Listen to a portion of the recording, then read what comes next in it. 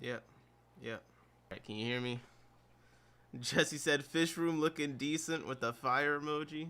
Jesse said fish room looking decent with the fire. How could you say something to look decent and put the fire emoji? That's not fire. That's not worthy of the fire emoji. Just decent. It's gotta be fire. Yo, what's up, Ben? Benjamin, how's it going? Holy. How you guys doing? You enjoying this god-awful weather? Audio crispy with the mic.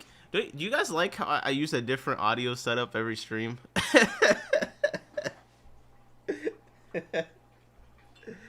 I know. I know you guys. You enjoy not knowing what to expect. You enjoy. It just depends on my mood, you know? It just depends on my mood. Sometimes I don't want you to hear me too well. I want you to listen with your heart, you know? Listen with your heart. All right. Okay, so today we're going to talk about some old killifish. Now I should probably put a killifish on the screen or something. Whatever. Yes, I did get the hair algae out of the scape a little bit. You did shame me into that. That's kind of funny. Whoa! That was not the view that I was looking for. Jesus. Okay, I'm gonna put some fish on the screen in a second, but the camera's just here for now. Okay, we're gonna talk about some killifish. I found some pretty cool, well, books really. I found a book. I found some papers, killifish related, that just has a lot of nice pictures, with the names and some good descriptions of just like a bunch of killifish. So I couldn't resist. We're gonna get into that. What's up, Sketty Nona? What's up, Jody, Jesse? Couple of fish, Benjamin already, Andrew, Zebra Aquatics in the building. To Platypus, I saw Audra.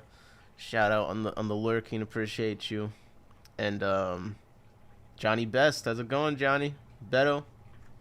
All right, let me get my little riser, and then let's get into this. Let's get into this. I was late to my own show. You can blame cords. There's just this cord. It was so tangled. It was so tangled. I couldn't do anything. All right. Whew. I like pictures. Okay. I'm glad you like pictures. Yapping commenced. Not really. I haven't gotten to full yap mode yet. Okay. We're getting there.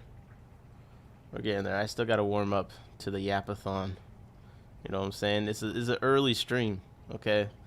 It's harder to get prepared for the early stream, you know, mentally. What the hell is this like? Did you see that? Why did a little like emoji pop up over my face? What the hell? All right, we got the chat on the screen. That's what I was looking for. I love the chat on the screen. Yeah, that way if you say anything, you know, bad, you're gonna, it's on the record. You're gonna get in trouble. You know, I like that accountability. Let's get them. I got live chat on. FP and Saka from LRB Aquatics. You got those? How those been doing for you, Johnny? All right, let me pull up the paper here. I'll get the screen share going. But yeah, you know, I had a moment in the middle of the day. I said let's do a daytime stream. You know, we haven't streamed in a few minutes. You know what I mean? I feel like we've been relatively consistent, but we can never stream too much, apparently. So we're out here streaming again, but at a little bit of a different time, because for once I have something I need to do in the evening. So it kind of switched up on me. So looking forward, by the way, tomorrow we'll be streaming again because we got new arrivals. The new arrivals are I haven't gone too far ahead of myself, but like new arrivals are looking promising this week. I'm not gonna lie. I'm not gonna cap with you. After the snow apocalypse or whatever, like there's a lot more stuff coming in. So I'm excited for the new arrival stream. I ain't gonna lie. So that'll be tomorrow, and then I'm hoping Saturday to stream with the guest.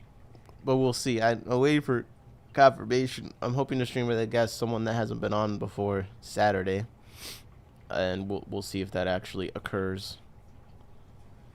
But that's my plan. So we should be in 3 days of streaming in a row going here, a little bit of a streak, if you will. So there shouldn't be any complaints, basically. All right. So let's get into this first one. I got my tab open. Platypus said, I thought this was going to be a bomb cyclone. Jesse said, put your thumb up again. That's it. Oh, yo, what's up? Johnny Best with the $5 that he don't even know if the stream going to be any good. Also, let me know if the mic is a little too high. I did turn up the... I turned up the gain on it, so... I don't know if I turned it up too high.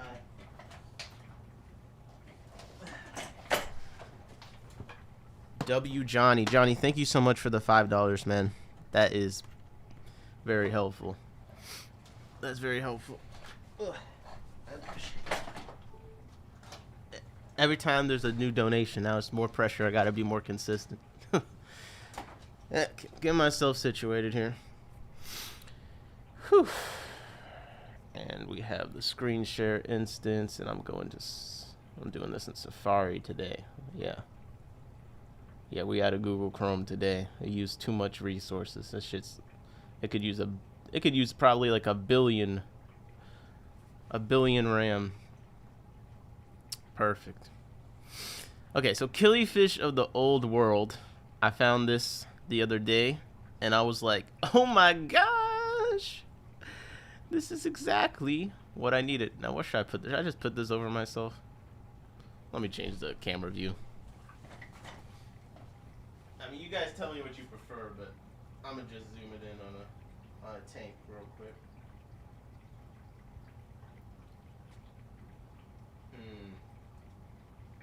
Which one? We got Killifish in here. We got Killifish in this one, so I'll do this one. But let me clean the glass. Ugh.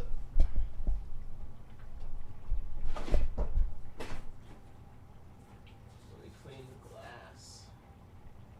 At least a little bit.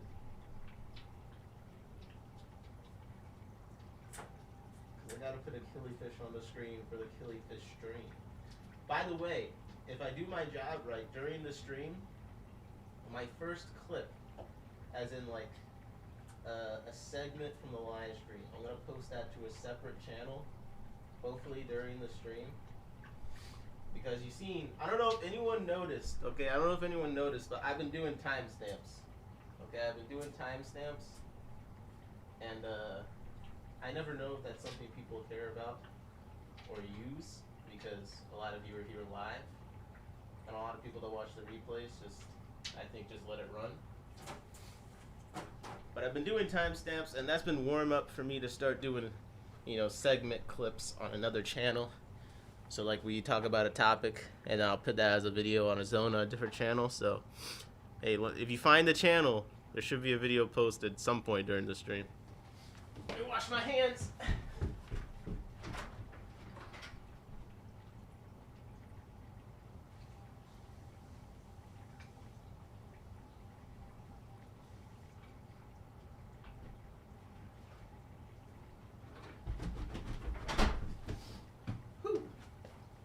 Right. Fantastic.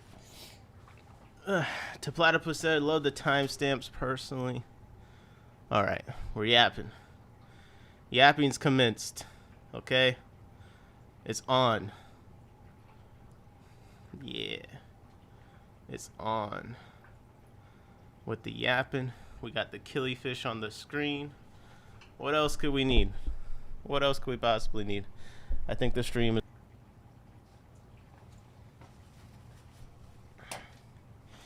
Alright.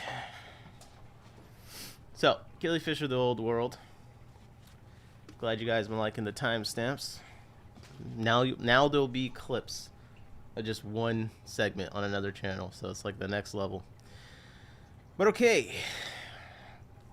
This is a really long book, so we're not going to go through literally every single thing in it. But like just as a preview, If you just hopped in, you're like, what's going on here? We're going to be talking about killifish. We're going to be looking at different kinds. And as you can see, there is a lot. There's a lot. And that's one of the things that I like about killifish is that when it comes to being a collector, you know, people collect trading cards. People collect Labubus. They collect... You can basically collect anything. When it comes to collecting fish, I don't think there's a better fish for a collector than killifish. There's literally so many. They're location specific, so you can even be like, yeah, I have this species, but I also have this collection point. And like, there's no better fish, in my opinion, than killifish if you're a fish collector. But it's also hard to find information on a bunch of killifish. So, you know, this is a nice little all-together spot. I'm gonna be in Killifish Heaven on Sunday at the GCCA swap. Beto says, "Oh yeah, that does sound pretty nice." You're in Chicago, no? I forget. I feel like you're in one of the Killy areas though. But this is Killifish of the Old World. I think where they define the Old World, the Old World fish. I think that just means it's like Africa and shit. I think New World would be the South American fishes. Okay. Yeah, Chicago. Yeah, great killifish spot. Now, first thing to note is they include rice fishes in this. I don't know if that became obvious. We had the systemical overview of genera listed in the volumes of killifish of the world and the number of their respective species. And if you kind of just skim through this, you might recognize, oh, that's that's actually a rice fish. Well, at some point they kind of consider them to be the same thing. I don't know, I can kind of understand in some ways, which I'll get into. Like, for instance, what family are rice fish in? Let me see. Rice fish family.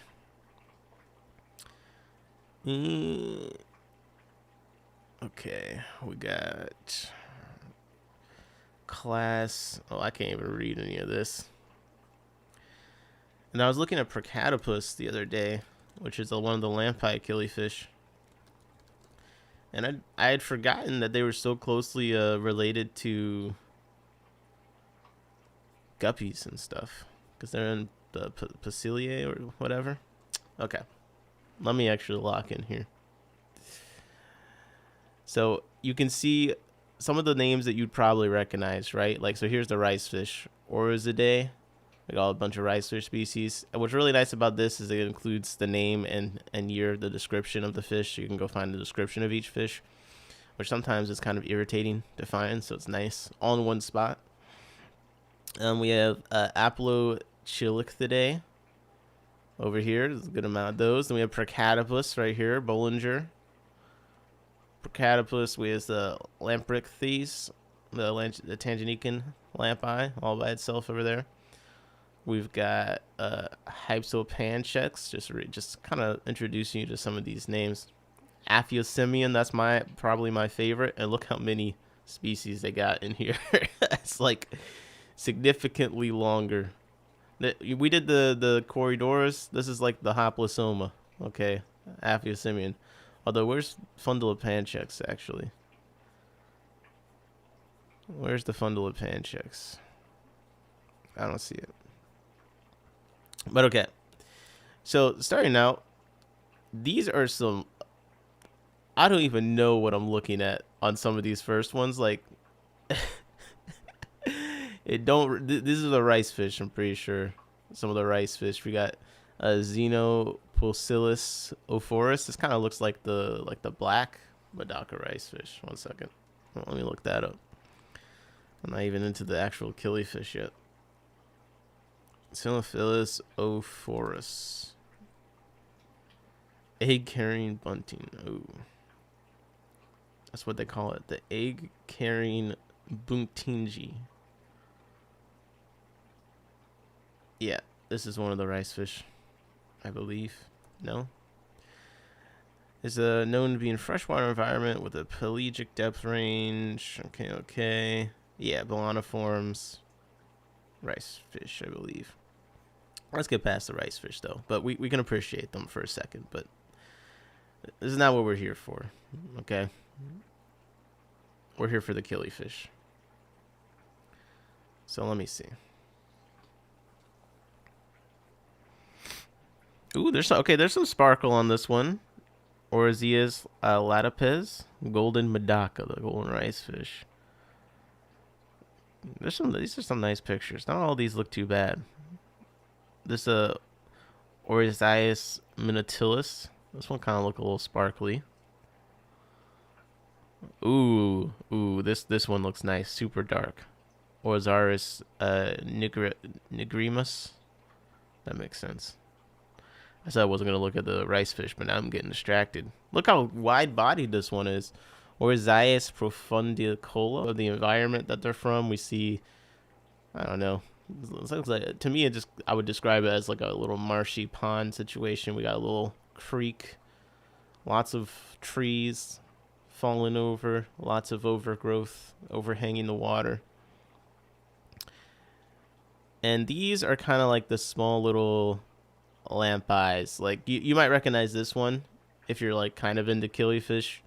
The Congo panchex brichardi, Aplochilicthes, Congo panchex brichardi, kind of like a tiny little lamp eye looking thing, but it's super bright. Toplaspus said that looked like a Bosemani shape, but better on the rice fish. Yeah. And this is a cool, if you're starting to like follow my Procatopus agenda, this is kind of a cool place to be, because you'll see fish that just look like mini Procatopus. And this is definitely one of the categories of killifish I think are kind of underexplored, because they're small, got small mouths, and they're really pretty. Like, look at this Aplotictes bucobanus. That looks like a cool little fish, a little bit. Because some of the lamp-eyed killies, the problem is they're just so skinny, you know? They got no oomph to them. Even if they are colorful, it's just like they look like little slivers. It's hard to make a display out of toothpicks, you know? So I like some of these ones that have a little bit of heft to them. So like this guy, it almost looks like a little pupfish situation, but it's got some nice color. So it kind of reminds you of like what the annuals look like a little bit, this guy. Because the annuals, they're that size, but they're not that skinny, you know? But you can see that there's a range. I like this. Aplochilicthes cameroonensis, the Cameroon lamp eye. That looks pretty nice to me. It's not too skinny, but it's not too broad. This to me looks like a mini Procatopus range to me. It says 3 centimeters. If we go to the AKA page, you can see gorgeous fish, man. Gorgeous fish. And here's some different locations. Did they like, yo, did someone update the photos on here? Like, I'm not used to seeing photos in high definition on AKA like this. It's usually like barely in color. Fish first thought to be collected by these in 1964 at Ibogo on the Nyong River. Reportedly not one of the easier lamp eyes. Permanent breeding setups are considered best. Water incubation of eggs takes 10 to 14 days. Fry or small and do best on paramecium. Growth rate is slow with maturity taking 10 months. Yep, sounds like a mini Procatopus to me. And I think that's one reason why some of these, if they're not super easy to catch en masse and they're not super quick to grow, then you may not see them as much. You know? I think that's the main thing. If the Procatopus grew faster, then people would be breeding the hell out of that fish. It's not that hard. Okay, we're getting into the zone where a lot of these they're low key kind of looking the same. I'm not gonna lie. A lot of these are looking the same. But there's some bad. Ooh, what? This looks like it's dying. I'm not gonna lie. This fish looks funky. Aplolicthes genili. Let me see. Aplochilicthes. And I just saw that the last one I looked at apparently is called Leucostracola camerensis. on the AKA page. That's another thing that's difficult about the Killifish. Is they have flip-flopped on many, many, many names when it comes to them. So it really is almost. It's almost like a lost cause sometimes. Like, I know people, oh, the Corys all changed names, but I swear to God, every time I'll go talk to some killi guy, and like in 4 months, I'll talk to him about the same fish I talked to him before, and it'll be a new name for him. Like, isn't that called what now? And I'm like, whatever you say, man. Whatever you say. Ooh, yeah. I like this zone. Look, this is like just on the edge of being too skinny. Apophylethes johnstoni. Beto said you can see the guppy in the lamp eye. Yeah. And there's a reason they talk about the reason like the live bearer people and the killi people, there's some overlap. I believe, they used to, the common name for them, whatever, was egg laying tooth carp, and then you had the live bearing tooth carp. So you can kind of see. Now I don't think the Apololithes is one of the ones most related to guppies and all that, but like if I look at Procatopus, yeah, a genus of Pasilidae fish, yeah. So that's a little bit closer, probably. But yeah, they got similarities. One just lays eggs. I'm sure there's more differences than that. Okay. I like them though. I like them. Apophylethes, I would say I see some potential here. It is a lot of the same shit, but the body's shaped. Ooh, look at this. Apophylethes luxus. Big eye, lamp-eyed pancheks. And look, they put some of the import data on there. So it says out Cameroon. Cameroon has all my favorite killifish, pretty much. I'm pretty sure the Galaris can be found there. I'm pretty sure my Procatopus can be found there. Astounding. Absolutely astounding. And see, now we look on fish base, I see something that looks similar, but it's a Poropanchex. But it does look kind of similar. Emerald green lamp eye. Okay, we're gonna have to keep an eye on that. Do I need to make my notepad? Yeah, notepad. Okay, let me get my notepad. Look these. How do I spell this? How do I spell this fish name? Aplochethys.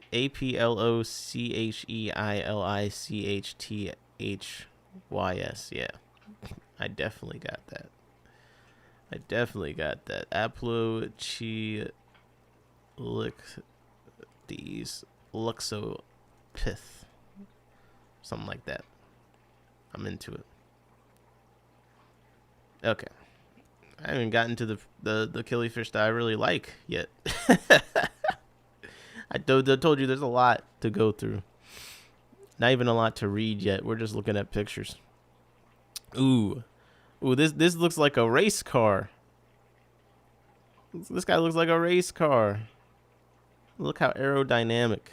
It's got to be a fast fish. I'm kind of curious why some of them would be so much thicker than others. There's got to be a reason. Like, look, this guy, this is like the Brocus. Aplochelychthes nimbaensis. It says Northeast Liberia. Mount Nimba lampi. This thing is massive as far as how wide its body is. It definitely look like a pig for sure. Ah, here we go. This is the one we've all seen. Normani's lampi. That's a classic one. Bunch of those all over the place. Okay. Ooh, this definitely gives Percatopus vibes. Apochylicthes rancurli. I gotta be honest. No wonder they gotta redescribe things so much. I'm just surprised at how many different species they have described of killifish. Like, there's just so many different ones. Ooh, Apophylictes shieli. This looks nice. This does look nice. Let me see if there's more picture of that. I just like the fins on it. Look sharp. Shieli. He's got some nice fish under his belt, man. Got some nice fish under his belt. I see AKA has it as Poropanchex Shieli. And that is nice. Oh, man. Look at that. The fins, these are fins, I always forget. They look like how my Tenacara candidae fins look. It's so long, so poised. That's a beautiful fish. That is a beautiful fish. Okay, this is going on my list because I do think that's pretty cool. I do think that's cool. Okay, can we? I want to like force myself to get through this family, but there's too much that I want to stop and look at. There's too much. I like a lot of these. It's just they kind of look similar. Now now we're into a different. We're getting into. We got some Hylopanchex. We got some Hypsopanchex. Now we're starting to get into a different zone here. A little bit of the wider body situation, but some crazy striping. And this, we see the Tanganyika killifish get in here too.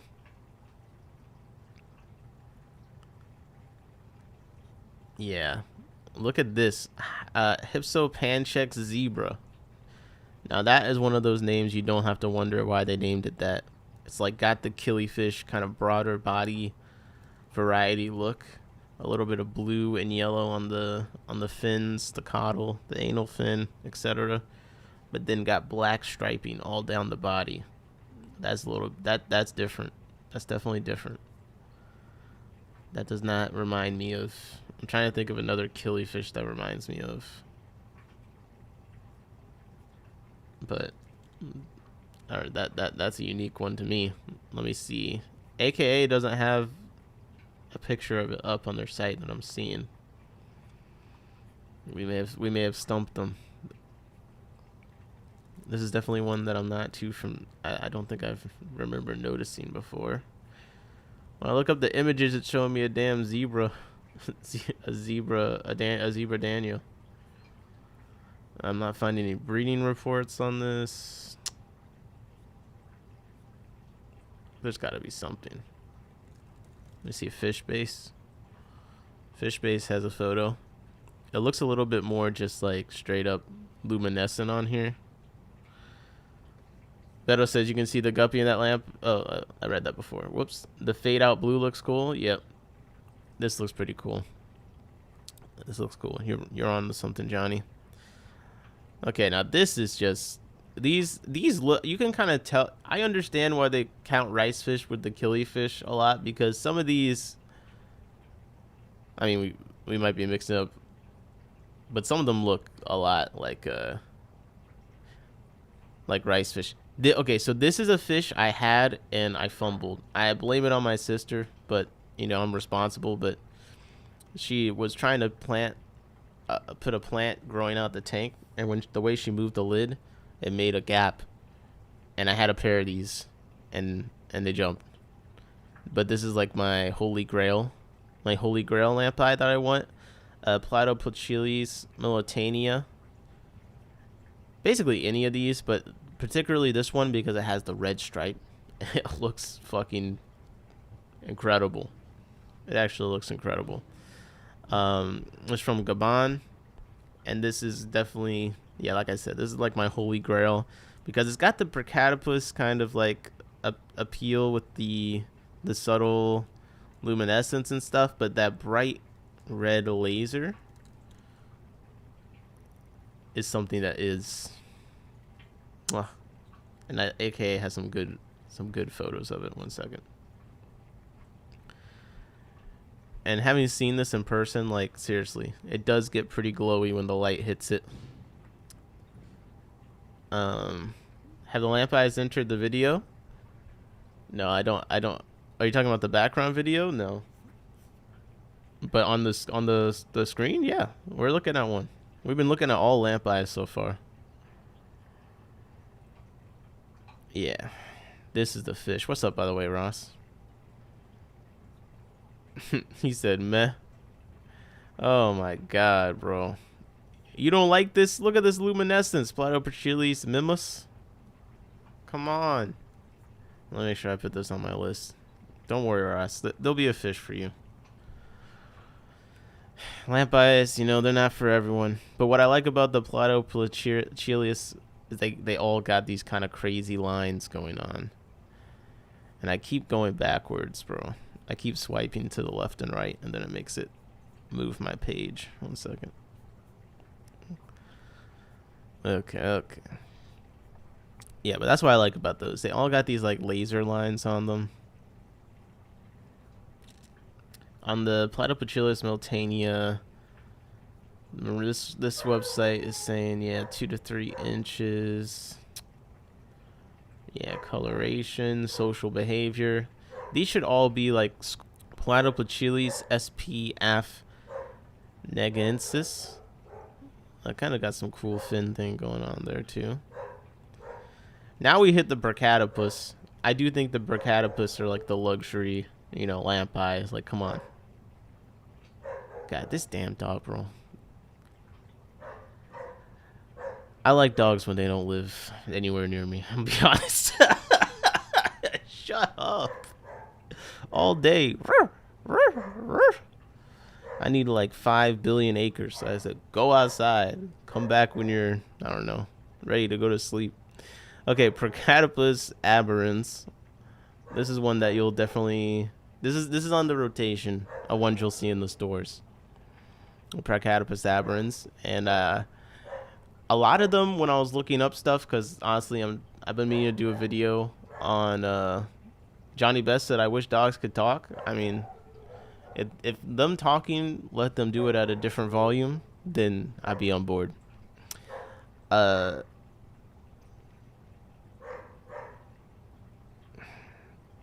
Right, the aberrans. So when I was looking these up, and you see it's we got aquarium strain, we got Cameroon. A lot of them actually were in rainforests when I was looking at some of the environmental reports, which I guess I don't really think about. I don't know. I don't really think about fish in rainforest that much. To me, when I think of rainforest, I think of like birds for some reason, and like, I don't know what else be in rain. Everything seems to be in rainforest. I think of basically everything else except for the fish. You know, I don't really like when you look at a picture like this of a rainforest. I mean, I guess the water's more emphasized, so you're like, oh, I guess there's probably fish in there. But like to me, this is what I think of. I'm thinking of stuff that's in the trees when I think of rainforest.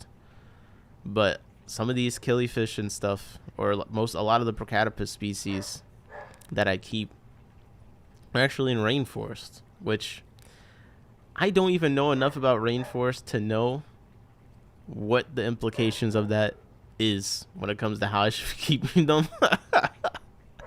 But it is something interesting to me. Yep, exactly. Like they probably said frogs. Yeah, things like frogs. Ross said if dogs could talk, they would never shut up. Holy. This is another one you're gonna see. Brachytopus nototania. They got the same like beautiful body situation, and I just went backwards again. They got the same beautiful body situation as the aberrans, but you'll notice the finnage is what's gonna vary a lot when it comes to the Brachytopus. Like, I do worry about mixing species up.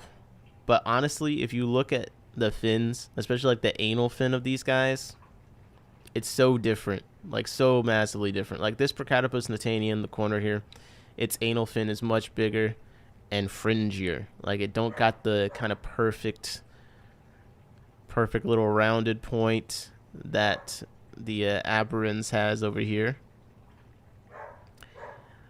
or this aberrans or this aberrans. They got a lot of different variations of them, but it's got this like more fringy finish to it. Now this one over here, the Yabasi Cameroon, this is one that you're specifically a location you'll actually see, because it's Procatopus notania, but the Yabasi, you'll see these in the stores. I think they have Yabasi red and Yabasi yellow. This is one that I have. I just started getting fry from this one for the first time. I only have like 2, but I just started getting fry from this one. Okay, I'm switching to Google Chrome 1 second. For some reason, Safari, every time I go to the left, it thinks I want to go backwards in history. And I just can't deal with this emotionally anymore. I really can't. I really can't. All right, we're back over here. Perfect. Perfect. Let me get to my spot. Platypus. What's up, Mexicali? How's it going? Mexicali went live the other day. The stream was titled "What the Heck." I didn't know what was going on, bro. Turns out he just missed us. Can you believe it? This guy is so sentimental. He was like, "Yeah, I just wanted to hang out with you guys. You're the best." You know what I mean? And I was like, "You're right, Mexicali. You're right. We are the best." Okay. So yeah, you'll see the Yabasi. These are not super common, but they're around in the stores for sure. But you see the Natania, their anal fins, their fins in general, but I think it's the most obvious. They got more fringy look to them, where the aberrans, like, I just feel like it's such a distinct difference shape-wise. Then we have Procatopus similis. This is the species that I am breeding the most of right now, successfully. I think I got 50 fry of various sizes at least right now. I think I got 50. I moved a group to a 10, and they seem to be doing really well in bigger group. I'm noticing some tight schools, so I'm excited when I have big enough to put with the adults that I can have a nice big school with them, because I am, even just with the young ones, noticing a behavioral difference. Mexicali said everyone but you. Oh my god, come on. But yeah, Procatopus similis, I think they look really nice. They have some of the shiniest bodies compared to the other ones. You can kind of see in this one, this guy kind of looks a lot like the ones I have, and this one down here too, where they got like a red line, a really nice red laser situation on the top. And that's something I'm trying to line breed. You can see that on the Natania a little bit more. I'm gonna be honest, the Yabasi, they look the nicest because of the fin. Although Louise has one in, or she did have one in when I went, where the anal fin was like completely yellow. You can kind of see on this Procatopus notania here how there's a lot of yellow in the anal fin. It was pretty wild looking. The little kids are annoying, just ruining the shots. Wait, what little kids? Oh, you talking about the cribs? This is the tank we cleaned up. We put the Higer Slim light on it. Oh my gosh, I didn't see that the male Cravensis was in that cave. Oh my god. Oh my god, bro. Oh, that's so funny. Who's blocking the tanks?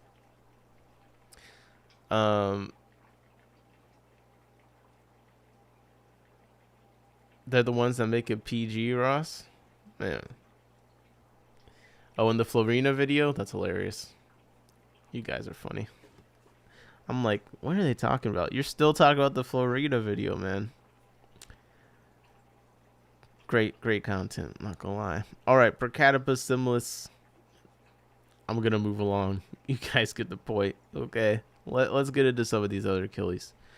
Because this is like, This is the stuff that I like, but you know, everyone they just want the super colorful, fancy stuff. I mean, I thought all those things were super colorful and fancy, but you know, here we go. So this is going to get to the Aplochelidae. All right. Here's some environmental pictures. This is probably rainforest, right? This looks foresty. Look at this kid. Looks like he's having a time of his life in the water. Yo, give me that killifish, man. Come on. Don't hog it for yourself. This is my killifish. No. Okay. So these we're gonna get into some stuff that most people probably haven't seen before, which is like I don't know what this is called now. Adamas formosus. Adamas formosus. I don't recognize the name Adamas. Oh my god, bro. Google thinks I'm a robot. I gotta prove myself. This is ridiculous. Adamas formosus. Yeah, I'm not. We're not even gonna really be able to find. AKA says Fenerbahce formosus. Like I'm not familiar with any of these names, but Jesus, that is an exquisite. We got blue all in the body, all in all the fins, primarily like a turquoise with red dots on the body. Like a neon blue line on the pectoral, right? That's what that fin is. Mickey Mouse voiceover. Oh, is that what you want? Ooh, and look, dude, the females look great too. Oh, look at that. Look at that. They got a bunch of blue on there. And with the red dots. Oh, okay. That's going on my list. That's going on my list. I gotta start another one since I switched to Google Chrome. But that's okay. Okay. What does the AK have to say about this? She'll consider this the most specialized karyotype so far disclosed among killifish of the old world. What does karyotype even mean? Let's see. Karyotype, a visual map of an individual's chromosomes showing their number, size, and structure used to detect genetic conditions. Karyotype, an individual's complete set of chromosomes. Okay, they have a specialized set of chromosomes. Interesting. Says they inhabit a large swampy area in the lower part of the Sangha River subdrainage, which drains into the Congo River. They are collected in shallow water. Huber reported their habitat preference to be small rivers and the edges of larger ones. They have been observed to be a shoaling species with up to hundreds of individuals in midwater areas near banks, but not water surfaces. Okay. Occupied water depth being 30 to 120 centimeters deep. Parentheses dry season. Also reported from marshy streams. Sympatric SB include. Now, okay, this is my pitch for killifish that I haven't fully articulated. But one of the cool things about the killifish is a lot of them are found with a bunch of other species of killifish. So you can have all these colorful fish in one tank that all look crazy and, you know, unique and all that, and have it actually make sense. Like, they actually are all together in the wild. That's what I really like about the killifish. So they say, Sympatric,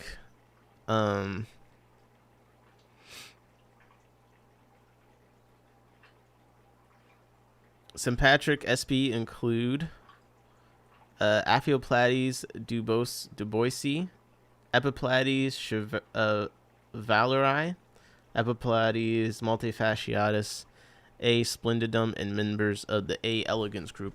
And that's one of the things that got me into the Procatopus specifically, because there's Crebensis that are with the Drachenfelsai that are with them. There's the Riggenbacchi that are with them. I really one day want to do just a crazy biotopish tank that just have all the most nuts looking killies and dwarf cichlids together from Africa, and then people are like, what, you can put those together? I'm like, yeah, that's what they do. That's what they do. They be hanging out in the wild. All right, let's see. First attempts at breeding were problematic. Fantastic. Well, I'm already hooked when it comes to whatever this family is. Okay, here we got some Aphyosemians coming in here. Aphyosemian Myers. Isn't there a hill stream that's a Myers? No, these aren't doing it for me. Aphyosemian Alley Meyer. Ooh, here we go. Aphyosemian Amietti. This is definitely one that people have seen. Although it's Fundalepantrex now. That might, you know what? I think when this was published, there probably Fundalepantrex probably wasn't made yet, so a lot of these names are probably outdated. But for our purposes, it should work. But yeah, this is one of the most visually appealing killies I think of all time. The blue and the yellow contrasts. There's not really much that's gonna beat that. I mean, it's a cool looking fish. But we have some different locations of it here, and I would say that this is one that does have a lot of variation. For sure. Okay. Aphyosemian Ammonum.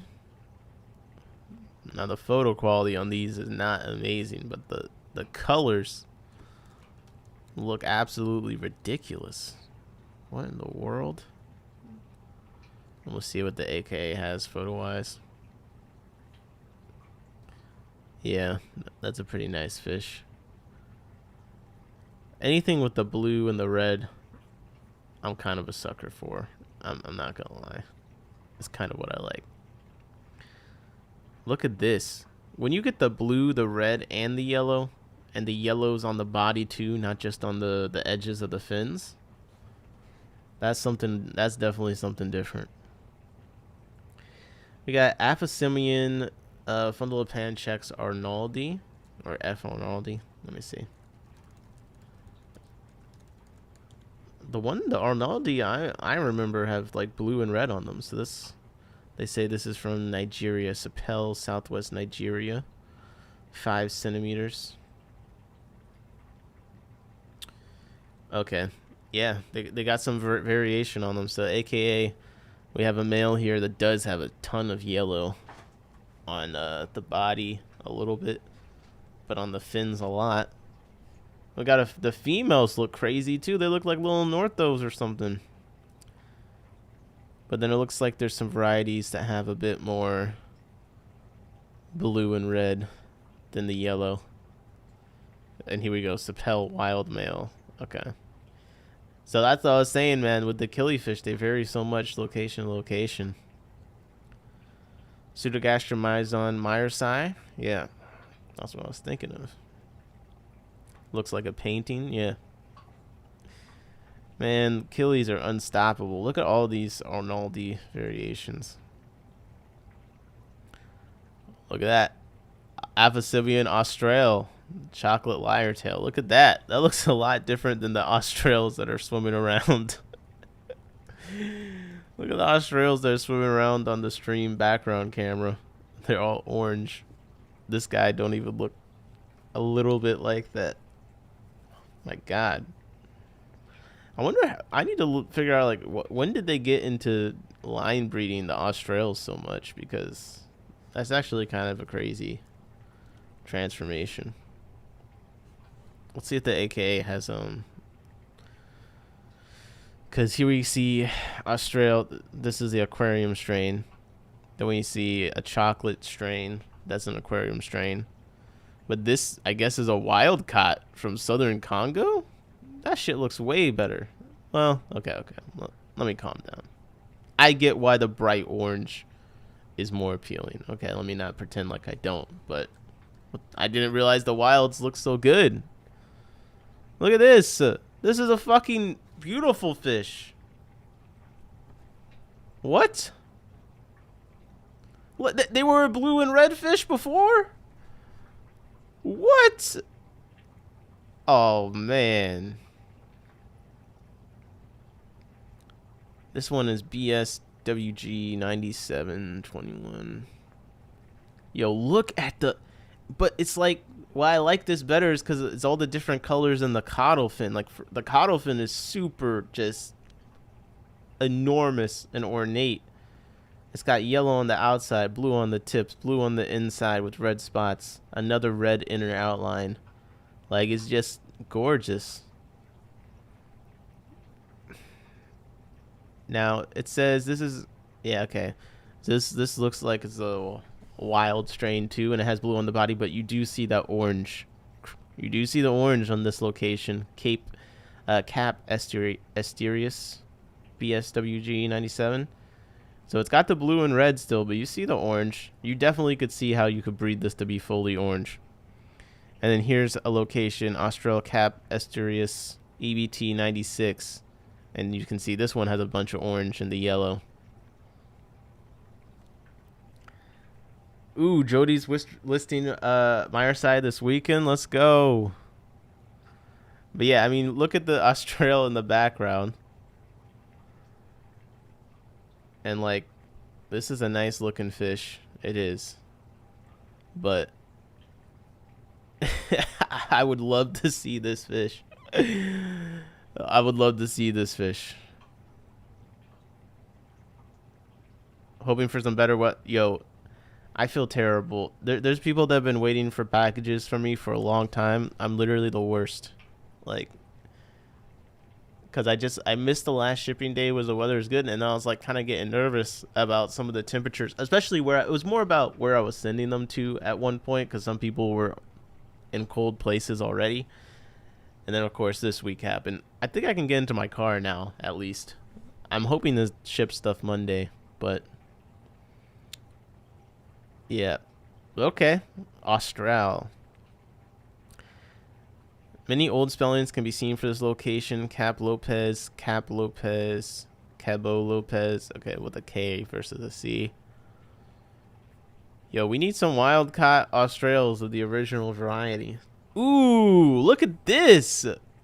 A gold Austral taken at the 204 SKS convention. Photo courtesy of Dick Cox. No fucking way.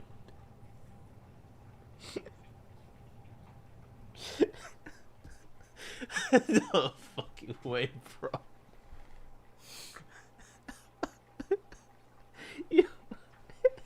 I was. Oh my god, bro. I was called Dick Cox.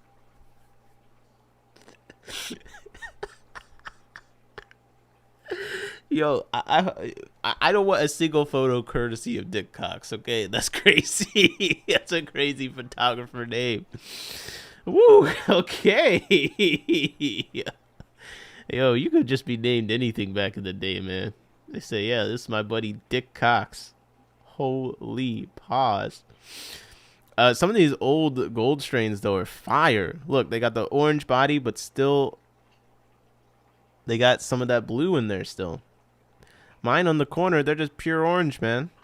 It's nice, but I actually like the blue. I just think it adds complexity to it. But I get they want to make a solid orange fish. I get it. But it kind of makes me sad. I'm like, I want to see the ones that got blue in them still, though. Whew. Like, this is kind of... Look, they got like an ombre of blue to orange. You can totally see... I mean, some of the wild locations were already pretty orange. But you could totally see, like, if you're some kind of guppy person that was bored, like, let me make a killifish. You come in, you see this, you're like, I'm going to make it totally orange. Platypus said, imagine hating your kid that much. If your last name is Cox, like, going out of your way to name your kid Dix is a dick move. Let's be real. Let's be real. So it says about them, location, type locality, Cape Lopez, a coastal strip from southwest Cameroon through Gabon and Congo into northern Angola, thought not to range further than 20 kms from the coast. Found in swamps along the coastal region, prefers small stagnant pools to running streams, collected in pure soft water over dead leaves.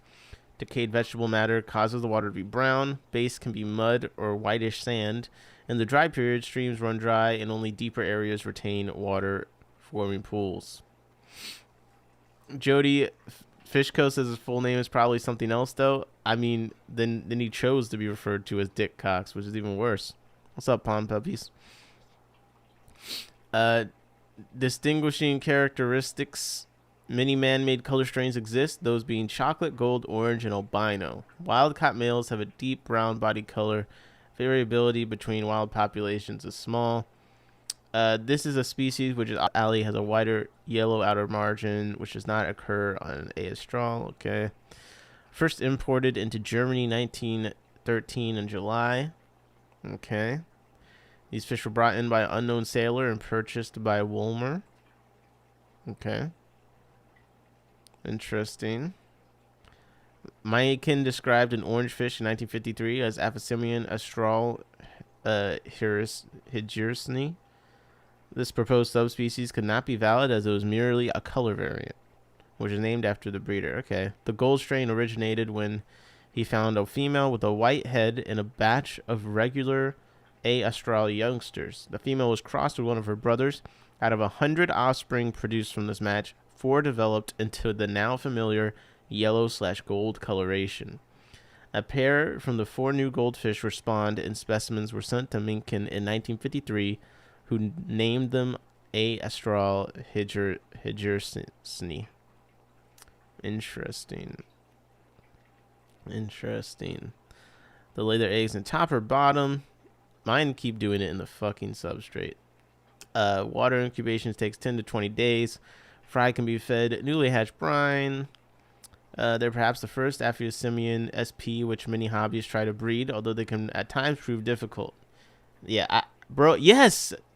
This may be due to inbreeding over so many generations, causing eggs to disintegrate. Yes, bro, this is the problem I've been having. Like when I've tried to breed these, I've just had issues with the eggs disappearing. I haven't read the AKA page on them in a while, so anyone got to... We did go through them, but let me pull that one in particular up. We've been just going in order, alphabetical order, so we did go through them. So you said spill. Ooh, you have this one? That's pretty cool. Do you know what which variant or location you have? Let's see the AKA page on it. Apoplectes Spilation. See, this is what I'm talking about. It's got the... Now, I do... Normani got that bright blue eye. So I feel like for some people, when it says lamp eye and they don't got that bright blue eye, they're like, what do you mean lamp eye? 2 males, no females? Damn. But what I like is the broader body compared to those kind of lamp eyes. Like, I just like this broader body. It's got the blue, the iridescence in it. This is in mini Procatopus territory for me. I ain't gonna cap with you, man. I like this fish. The little blue specks and the anal fin are cool. I'm not quite to the place where I'm doing it, but like I'm trying to get to the place where I can line breed something and like just practice seeing characteristics and wondering like, can I? Because my thing would be, can I make this anal fin totally blue? Pond Puppy says they have bright orange lamp eyes. Ooh, okay. I mean, I see some of the potential. Yeah, the eye's shiny. That's what the Procatopus, they got the orange. But yeah, no, I see. Now, man, the straws though, that's kind of crazy about the wild form of them looking like that. Yo, what the hell? Look at this astral. This is an aquarium strain apparently. Aphysemion astral Rachow, gold cap Lopez. Yo, they made a koi killifish. It's a straw with a red head and just like a lightish orangish blue body, and then the multicolored caudal, anal, and dorsal fins. That's pretty wild looking. Man, it does make... Killifish is one thing that's sad to look up, because back in the day, man... Appreciate it. Yeah, we carry on. Back in the day, they had so much... The killifish scene was so much healthier. And they had all these varieties and lines and stuff that have just, like... I'm sure many of these exist somewhere, but I haven't seen them. You know what I mean? They're just not as around, I don't think. Although maybe in Germany and all that is probably a bit more healthy. Aphyosemian Batesy. This one looks kind of cool. Kind of a crazy body proportion. It's like a teardrop, super skinny in the back, and then gets wider and wider forward. This one's got a lot of variety. I don't know how you even begin to determine what's a different species or not when they look so different. All right, this is one that people are probably kind of familiar with. Aphyosemian biatenatum. You know, the funge, the bivitatums, the volcanums. I believe Bedeniatum was turned into some of those eventually. So let's look at Aphyosemian bivitatums. This is calling it the two-striped Aphyosemian. This is probably, let's see, aka Aphyosemian biatenatum. Bivitus. Synonyms. There's a lot of synonyms, man. Look at this. Someone tried to put it in Fundulipan checks for a second. This is what I'm talking about with the killifish, man. Let's see if the bivitatums are in here. But these guys, they just got the craziest fins of all time. They really do. Super long extensions. I don't even know which one I would pick to be the coolest looking one. Here we go. Okay, they got Aphyosemian bivitatum in here. Two-banded. Okay, not striped. Two-banded. My apologies. Two-banded killi. Ooh, look at this one is Biafra, Nigeria. Look at that. That looks pretty cool. So this is the funge location. So this is the one that probably is the most common. The funge location. But I'm kind of liking this other location over here. Biafra, Nigeria. Oh, that looks kind of nice. Looks kind of nice. But yeah, the funge one I'm definitely recognizing. Although I feel like the fins on mine, like obviously this was I don't know when the picture was, but the older picture, so you know, strains kind of change. Ooh, this also says Funge West Cameron too, but it's got some nice blues in the anal and in the caudal. Kind of nice little lyre tail there. Very nice. Now this has been on my list for a while. One day, an Elfest near me actually had these, but I'm trying to focus on the killifish I have. Yo, I actually got a bunch of Sheely red dot. I thought I was gonna give up on that fish, and I took my pairs to Louise's store, my adult pairs, but turns out there's like a billion babies in there, so it sounds like I'm gonna keep. I thought I was gonna move on from them, but I guess I was actually doing well with them, and I didn't realize. Shout out to Algae. But this is a more totally blue on the bodied fish, which I like more than red. I like the blue and red combination, but I want there to be more blue, and this one to me kind of has that. So let's see. This location is Bing with the. I really want a killifish that has Camerons. I forget what it means when they repeat the name twice. I never really understood that. Why are you gonna do the name twice? Let's see what the AKA page has on it. Camerons. Yeah. No, this is a nice little killifish for sure. My thing is now though, I want to get more unique looking killies. This is like on the edge. There's a lot of blue and red killifish, of which I have some blue and red killifish. So if the finnage was a little bit more different, then I think I'd pull the trigger. But for me right now, I could mix this up with another fish when it was smaller.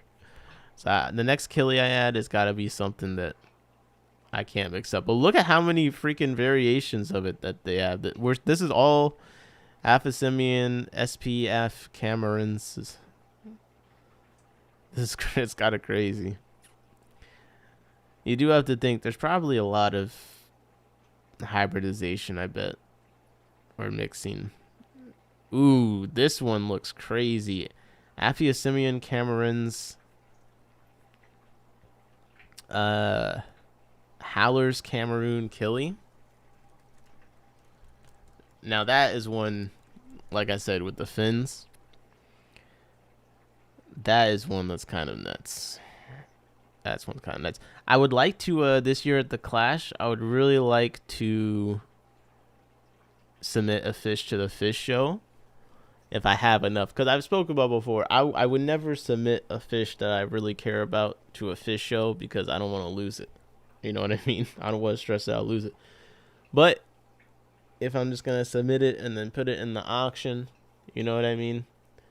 So I would like to submit some Killifish this year, but I need to breed enough. What's up, Fish Capace? How's it going? That might be my goal. At least Fundulopanchex and Aphysimian, I gotta have something to put in there, right?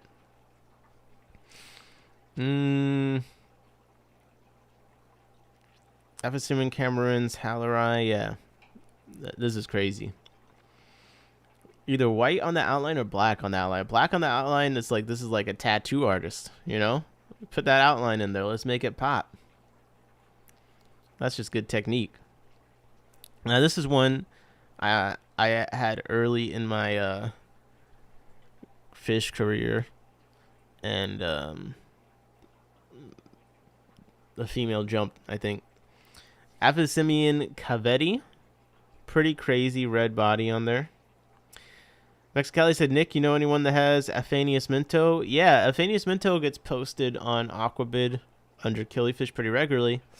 But not only that, Mitchell Broom. I don't know if you're familiar. Mitchell Broom breeds them, I believe. I forget who it is on but they get posted on Aquabid pretty regularly. But as far as a specific name I can think of that has them, Mitchell Broom breeds them. Adamus got renamed, hence there was a family of insects with the same genus name. Okay. But yeah, this was Aphysimian Cavati. Now it would be Scriptosimian, I believe. Although now mix here, I don't have to try and... Yeah, Scriptosimian Cavati. This is a pretty crazy looking one. Now mine, it didn't look like this all the time, and I don't know if maybe it wasn't in good condition or if it was just the location. It looked nice, but it didn't look like this unless it was flaring up. But this is like the reverse. It's like a totally red body with a little bit of blue, and it's pretty fancy. It's definitely uncommon, but Scriptosimians do come around. They do come around. Again, my London Town Tropicals. Here's some of the rare Killifish I've seen at London Town Tropicals. Like I've seen the Dioptrons, the Funge. I've seen some of the Brazilian ones are cool. I've seen this one, the Cavati. I've seen the Camerons. Like that's why I like the store so much, is because it's the only LFS I've gone to where I see some of these uncommon killies. Now the other store would be Louise. She brings in a lot of cool Killifish and stuff. Like she's got the Negroprinus that she brings in regularly. But as far as stores local to me, that's why London Town Tropicals won me over. So this is one that is cool because, and it's kind of been on my list, and it's just because of the colors and the fins. Mick said the guys can rename the Adamos genus named after their favorite soccer team in Turkey, Fenerbahce. Hilarious. Pond Puppy says, pretty sure my A. Spliashin or Majidon from Nigeria. Probably Dan's Fish or Wet Spot old stock. Ooh. Ooh. That's pretty cool.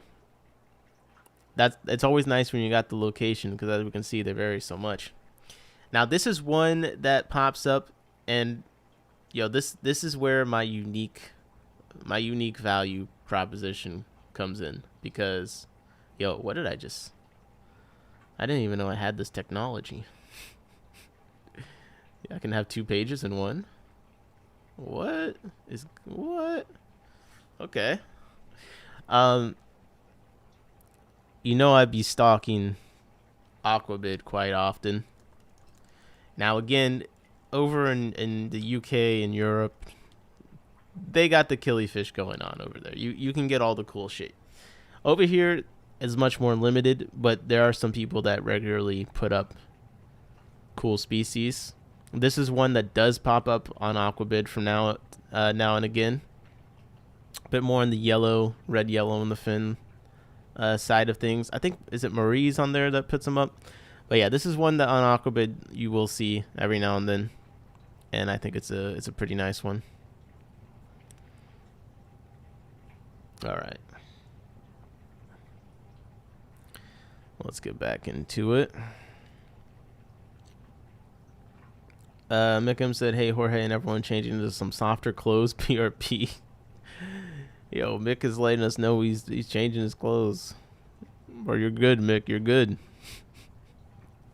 Ooh. Now see, this is what I'm talking about. I'm looking for the finnage. Aphyosemion Christie. I look kind of cool. It's got some super pointed. All the fins are pointed. The dorsal, the caudal, the anal fin, all of them are super pointed. And it's got a lyre tail. Let's see.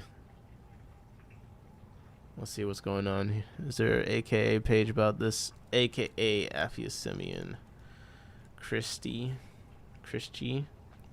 lyre tail. Oh, this looks a lot different. It's been through a lot of synonyms. Okay, yeah. This form kind of looks like the photo that we see on the AKA page. I like that. I like that. Let's see.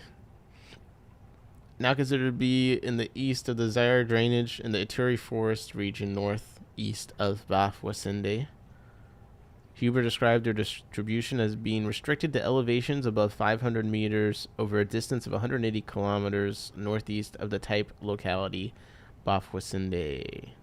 Collected in shallow areas of brooks, small streams, pools, and swampy areas. These biotopes may also contain aquatic life. I'll appreciate that. Yo, shout out to aquatic life. Refers to them being kept as aquarium fish since 1949. These first imports were said to have originated from Leopoldville and had few spots on the sides. Yeah, this picture, they don't got that many spots on the side. In the UK, the first documented import dates back to the summer of 1938, where Fred Wright, previously a BKA technical editor, received a pair which had come from Germany that year. It's always Germany, man. I'm telling you. Okay. Water stored eggs take 14 days to hatch. She reported better results with dry storage. Mick said some killies found many years after the first discovery have gotten new names several times, although they're often the same species. Today, all serious people use GPS for documenting locations. Yeah. You got to.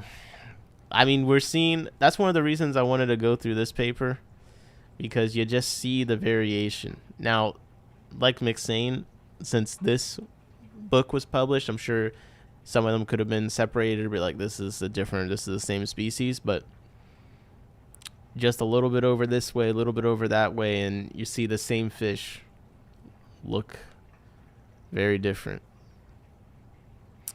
This is one that's on Aquabid quite often in the U.S. Aphyosemion F. Cinnamomium. Yo, Cinnamon Girl, why don't you got this one? Someone tell her. Cinnamon Girl should have this. Well, this name Cinnamonium.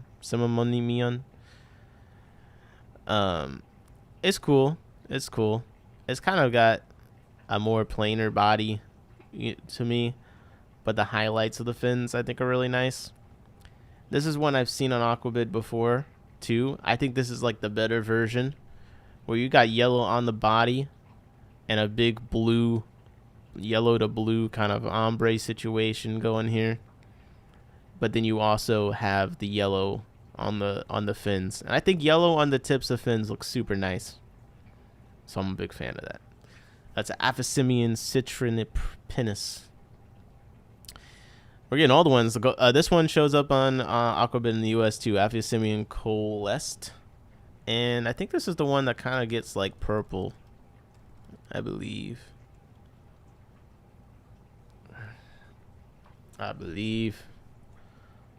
Maybe not. Yeah. But it's got the yellow on the outside of the fins kind of highlighting, which I think looks very nice. But then the blue body, which is my preference. But the front of it can be like very yellow and red. Red patches going on here. Yeah. Beto says she does have that one, Nick. That's why I say she better. I need her to bring that to the auction. Yeah, Aphysimian coeleste is a cool one. Beto, you have Cinnamon Girl's killi list? Seems like she got a lot. I was at Alifest buying blackworms. I saw your streaming. So nice to get home when freezing cold outside.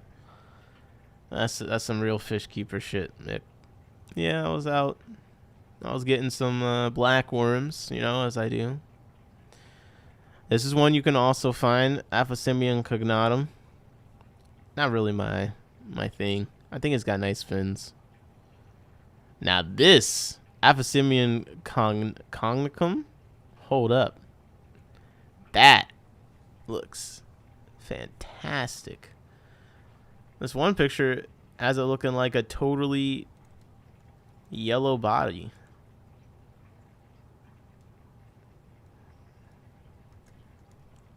Or mostly, no, we have not gotten to any annual killifish yet, actually.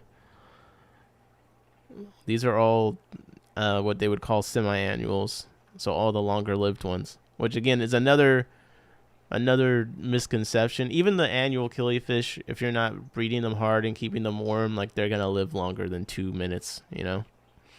But there's so many. Now, this is nice, bro. Hold up, this is on my list today. I have a Simian cognicum, bro. I've not seen a killi like this with the yellow. It's got so much yellow on the body. Damn! Look, this is from Takundi. And it's just yellow with a little bit of black on the caudal fin. Some of the this variety has it's a totally different color. It's red and blue. Beto says Cinnamon has the infinity gauntlet of aquariums, endless species. That's nice. I gotta tap in. Yeah, this is on the list. The type locality for the synonymized A. melipaturin is given as Gamba or Gimbo River. This is a tributary of Kwango River, which turns into in turn drains into the Zara River. So at this point, you should start to recognize names. Here's a picture where they collected it at.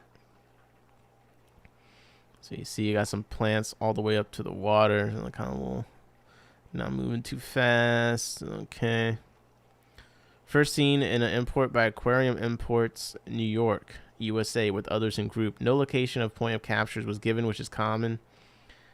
The wild fish were reportedly described as having broad blackish bands on the top edge of dorsal, anal, and caudal fin. Reports would suggest a temperature of 72 and no higher. Tank in a shaded area. Rate of growth for fish is slow, 6 to 8 months for maturity. Eggs were adversely affected by dirty water. Some breeders found they laid for days and rested for 1 to 2 weeks. Okay. This guy was breeding them at 68 degrees Fahrenheit. Said if they went over 74 degrees, they stopped laying. Eggs are incubated in cooled, boiled water for 6 to 21 days, maintained at 70 degrees Fahrenheit. I guess they boiled the water and make sure it was super clean. Incubation 15 to 20 days. First food for fry was infusoria for 1 week. Okay. This is on the list, man. I feel like I've seen the name, maybe I'm just confusing it with cognatum. I haven't seen the purely yellow killi. Pond Puppy said, I'm thinking of annual Northobranchius. Yeah, we'll get there. We'll get there. Don't worry. Eventually. We should be getting there soon. This is one that you can buy. They're around. I've seen these on Aquabid regularly. Aphysimian Alberti. Kind of a cool black, another red and blue, but very striped. So not totally standard red and blue. Some of them got blue with red stripes. Kind of a situation going. And then they do have some nice, unique fins to me. Not quite mirrored, but the anal and the dorsal fin are like, they look a little mirrored. They're kind of similar shapes, so it does give a cool effect. I don't know if you've seen the, they got rice fish that got mirrored fins. Let me see. Rice fish mirrored fins.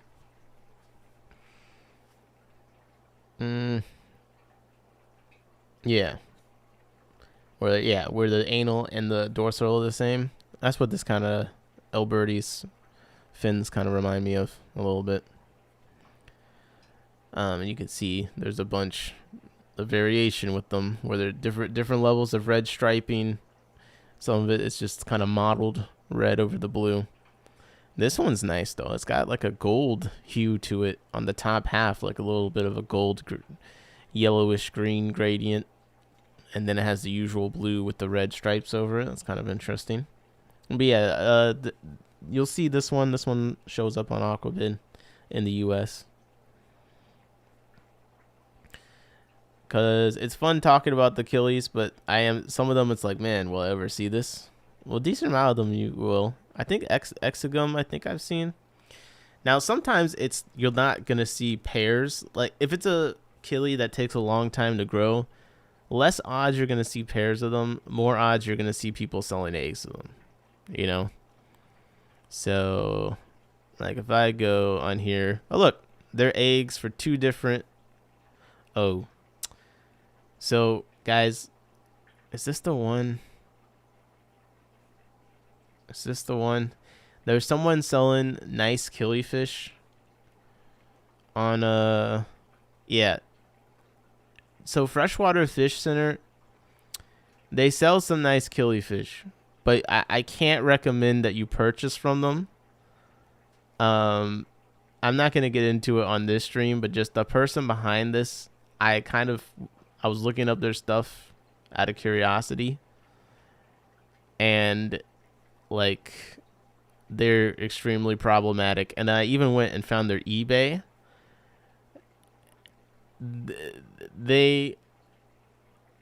I think the dude's name is Anthony. All I'm gonna say is I couldn't in good conscience make a purchase from this Freshwater Fish Center individual, just based on what I've seen of their online presence. That's all I'm gonna say. But yeah, you can see that they're eggs of Alberti on there. Cognatum. God damn, this guy, he's posting all the killifish eggs. Yeah, I can't be purchasing from that guy. I can't. Unfortunately, though, he's got a lot of nice killifish eggs on there. But like, basically, I be seeing him while out on people, like being super like everything-ist, just like very problematic. So if you go to the Facebook page, I'm pretty sure this guy, Anthony, is the one that runs it. And you could just see for yourself. Like, there's one bad review complaining about him being a misogynist and a sexist and stuff. And, like, I was like, okay, whatever. Like, who knows? But then the Anthony guy is him responding in the comments. I'm like, oh, this is this ain't good. This ain't good. And if I could find the eBay store, he had one or two that he operated under, because I think one got restricted or something. But it just does seem like every now and then I think he has some kind of meltdown. Maybe he's like bipolar or something. He just be saying crazy shit. But he's got a fresh Aquabid account, 1 out of 1. So like, we'll watch and see if that continues to be good. But if it's anything like the eBay and stuff, fish is fish. I get it. So do your own thing. But me personally, I'm gonna dodge that one for now. I'm gonna dodge that one. But with the weather right now, there's not too many killies up. But keep an eye out. You must check stats on Aquabid when buying eggs or fish. Yep. I know a guy from Stockholm with awesome reviews. Do you sell stuff on Aquabid, Mick? I'm just curious.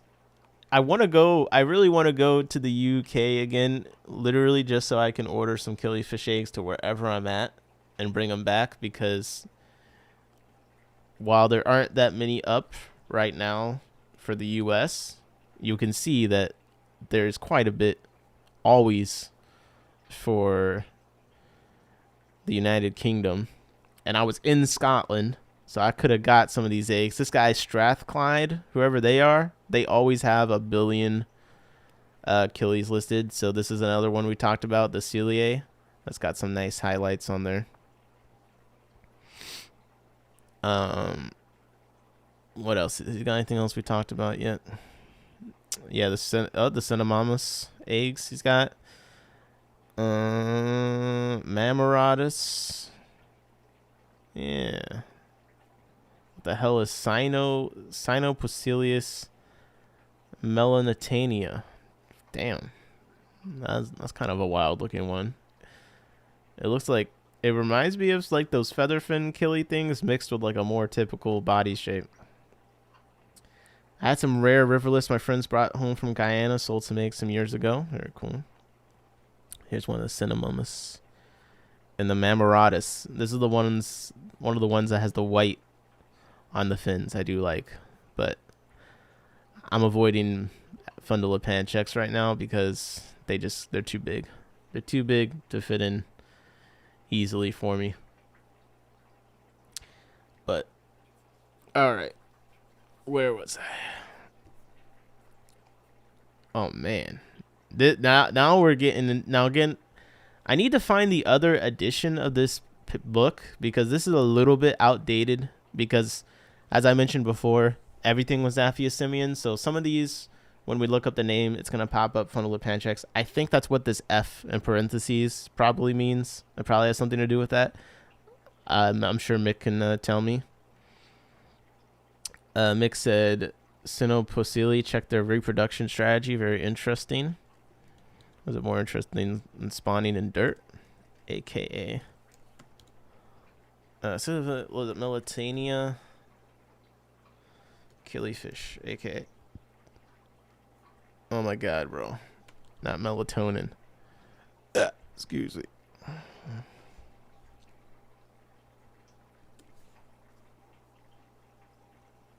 Yeah, this is something that is definitely a little bit out there. Ooh, a genus from the family Rivalidae. Okay, temporary pools and etc. Not quite getting to. Ooh, okay. This looks like it has more information here. You said next link. A new species of inseminating seasonal killifish. We got info. Okay, here we go. Down the rabbit hole. I'm gonna post this link in the chat. This is the description. The description of them. I'm not gonna read the whole damn paper right now. I gotta finish what we're on. But I'll get to the reproduction part, but let me put the paper in the chat so you guys can see. Okay. I'm gonna word search for the inseminating part.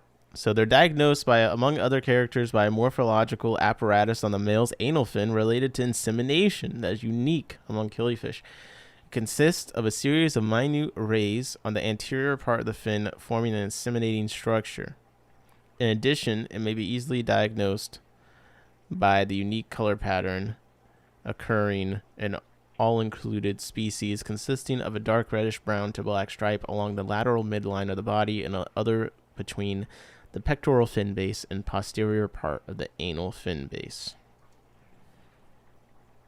Okay. They're remarkable by the only internal fertilizing species of the suborder Aplocheilidae. Yo, can they stop putting all these eyes in all these words? It would just make it easier. There's like too many eyes. Like once there's Aplocheilidae, like there's 3 eyes in there. It's too many. Okay, can we just put one at the end and call it a day, please? Please. Nick says almost like a crossover species between livebearers and killies. Both are tooth carps. Yep. See, Mick, I was talking about that earlier. See, I know a little bit. I was talking about the live bearing versus egg laying tooth carp thing, and how the Procatopus are in the Poecilidae thing. Well, I'm getting my drink. One sec.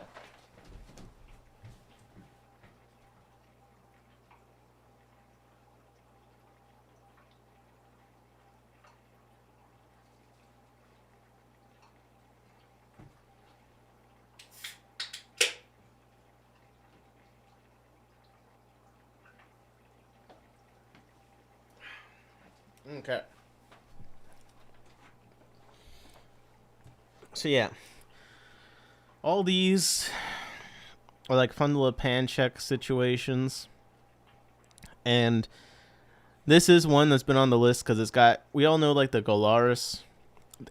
I kind of consider there is like a fundula pan-check scalar,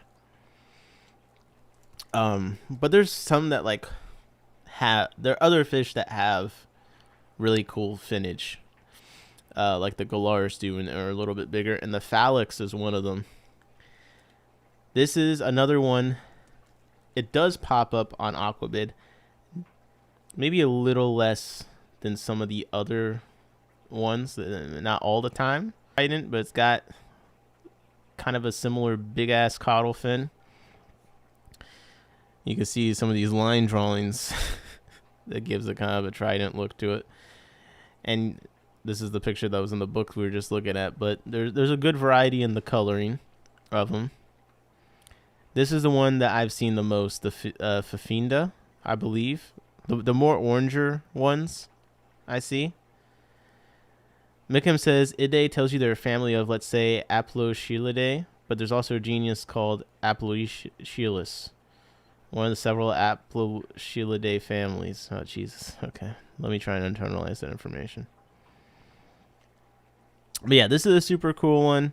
If you're looking for, like, I'm looking for a rare killifish I might actually find eventually, and I'm going to breed 1 billion of them, and I'm going to show off, and everyone's going to think I'm so cool. Like, honestly, at this point, skip the Galaris. Skip it. I mean, you could. I think that a lot of the strains, you know, fertility struggles and all that, everyone knows about the Galaris, and they want to try and do it. Now, a lot of killifish people, of course, know about the Phalanx, but I think it's a little bit more unique at this point. So I do think the Phalanx is a cool one. Now, another sad thing is when it comes to how the varieties and species, we're kind of stuck with the ones that we have. So if no one in the U.S. is keeping one of these cool-looking varieties, then it just ain't here. People aren't really importing new collections like that, so that's one thing that's kind of sad. So we got Aphyosemion, so probably Fundula panchax, Filamentosum. This guy looks kind of cool. Let's see, F. Filamentosum. Yeah. Blue Galaris are awesome. They are. They are. But they are big. You can also check if the Cribanus live together with some of the crib cichlids.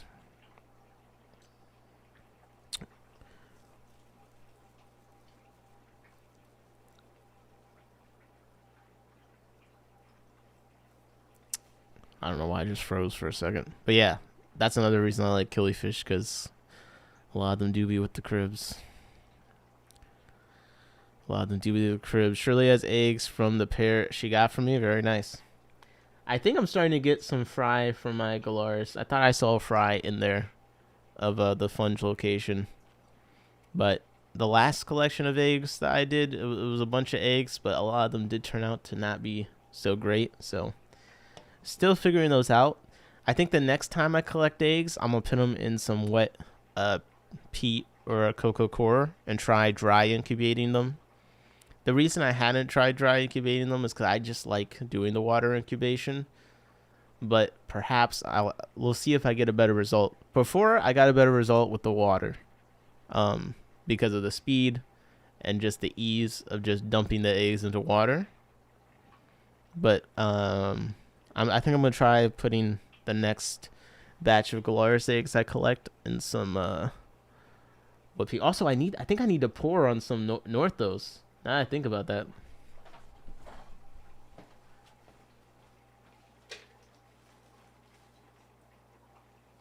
Yeah. I have a oh man. I might have waited too long. Did I put a date on this? This was December, I think. This is of why am I there's only one Northo that I have. It's the one that Aaron breeds, the Corythos.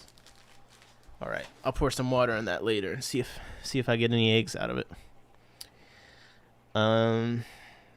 Anyways, yeah, no, Galaris are cool. I'm just saying that they're overrated in the sense that there's a lot of killifish that are just as cool and are a little bit bigger that people don't know as much about. Like I think the filamentosum and the phalanx are both kind of slightly bigger fish that also have really fancy fins. So I think the Galaris is like the poster child for a killifish that is a showstopper. But I think come on, people, let's get some competition in the show, okay? I'm tired of it being you go through a bundle of Pancheks and then it's the Galaris and we're like, oh, this is the best one. Like, come on, man. Aaron says, can't believe you would do this during the day without me. Are we even friends? Bro, I would do this with you. Well, first of all, there is a 3rd edition. So if you want to do the 3rd edition, I'll spin back later tonight and go through the 3rd edition with you if you want. But second of all, you don't be coming. Come on, don't get on me. Don't get on me. Worth mentioning, these funnel Panchek species often need 6 to 8 weeks for incubation of eggs. Some hatch after 2 to 3 months in water, but best result is when collecting eggs. Is that 6 to 8 weeks for dry incubation versus 2 to 3 months in water? You're saying, Mick? I will say that the Galaris eggs do be taking 3+ weeks sometimes in the water. Yo, I'm about to turn the camera because the Chopra are looking so nice. 1 second.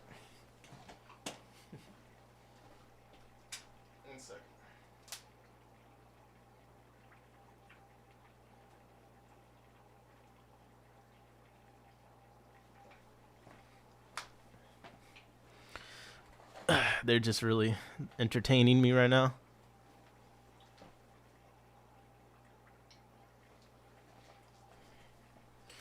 Some need longer, 10 to 16 weeks. Internet news cut. Yeah, bro, my internet be trash down here. I hate my life. Some need longer time, 10 to 16 weeks, depending on the situation. You may need to check the eggs with the small fries, right? Okay. Well, the next batch of eggs I collect from the Galaris, you know what? I'll do this stream. At the end of this, we'll collect some eggs, and we'll put it in some wet coco coir, okay? And we'll check back whenever. Jesus Christ. We're just barely over halfway through the list of killifish. Yeah, I have some Northos to pour water on. I forgot about.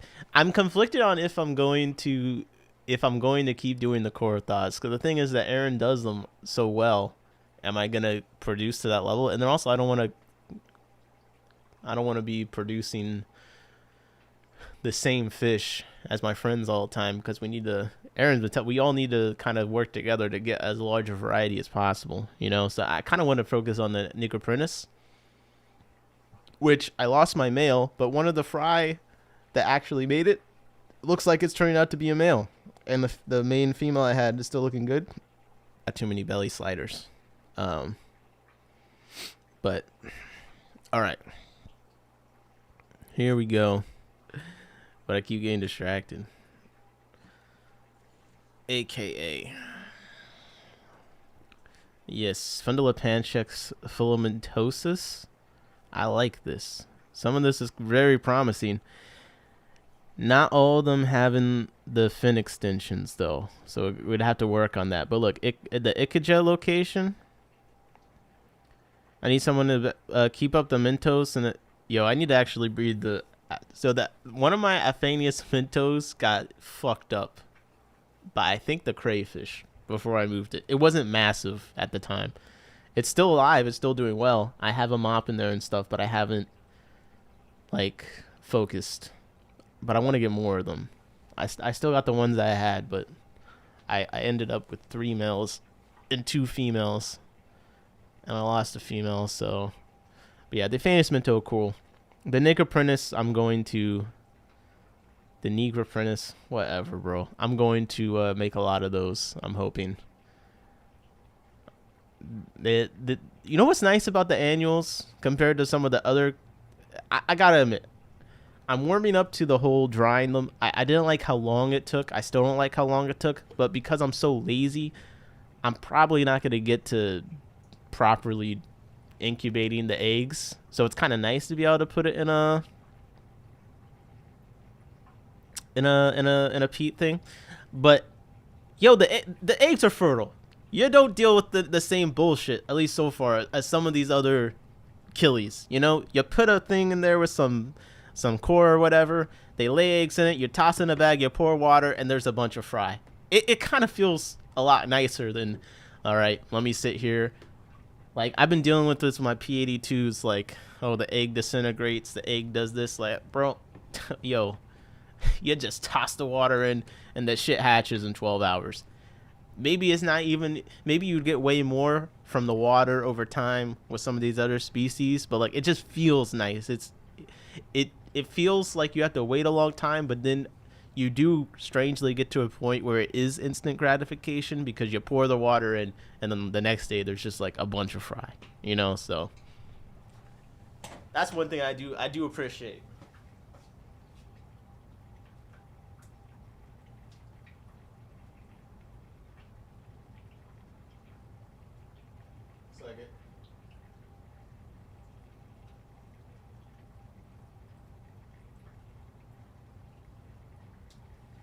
Adjusting my focus here.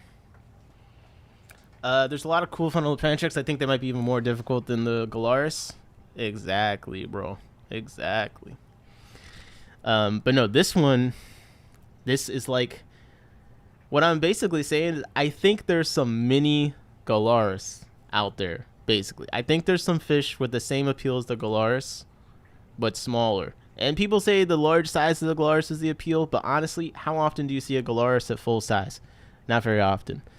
Like I've not seen many 7-inch Galaris out there, you know. Try Delta hens. Ooh, yo, Delta hens is a very nice fish, and it's on the list of ones that you can actually buy. Okay, so.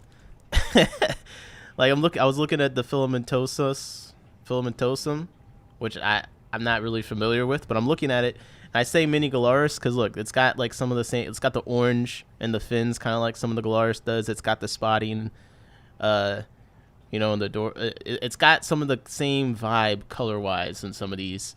Not the trident tail, but a little bit of a lyre tail in one of the locations. And I could see someone growing. This drawing has a trident tail, so I don't know. Maybe there's a. Okay, look, Southern Togo. There's a trident right there. That's what I'm talking about. But this is a fish that you can actually buy. Aquatic Clarity had some pairs of them before.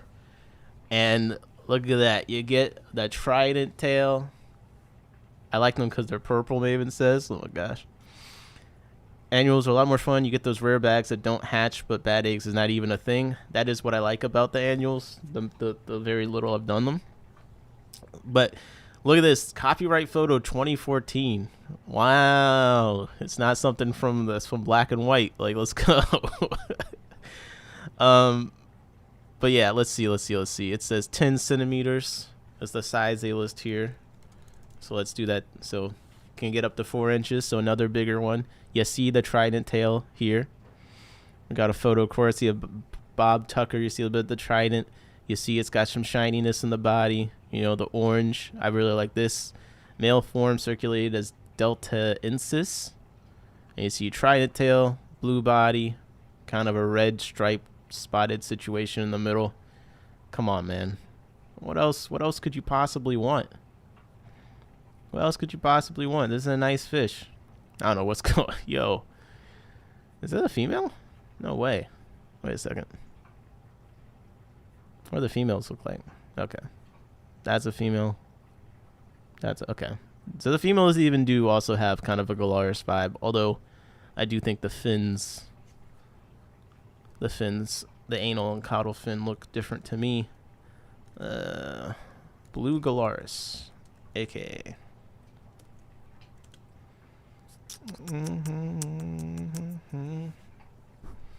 Mick says I have fundal pan checks on all die. Very nice. Very nice. Yeah, here's a Galaris female. You see what I'm saying about the fins? Like, I feel like,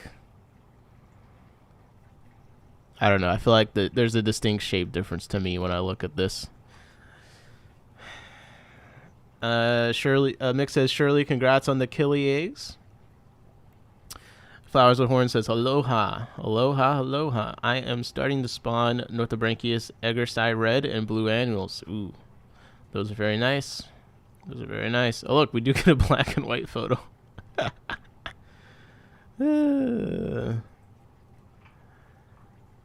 Come on, man. Look at this. This is a luxury fish right here. This is a luxury fish. Let me get this thing out the frame a little bit. Oh my god, man. What the hell? Looking like a podcaster. Okay. Let's see. Yeah, shout out to Hori Bags. Indeed, a very nice killifish. Let me see if Aquatic Clarity has them.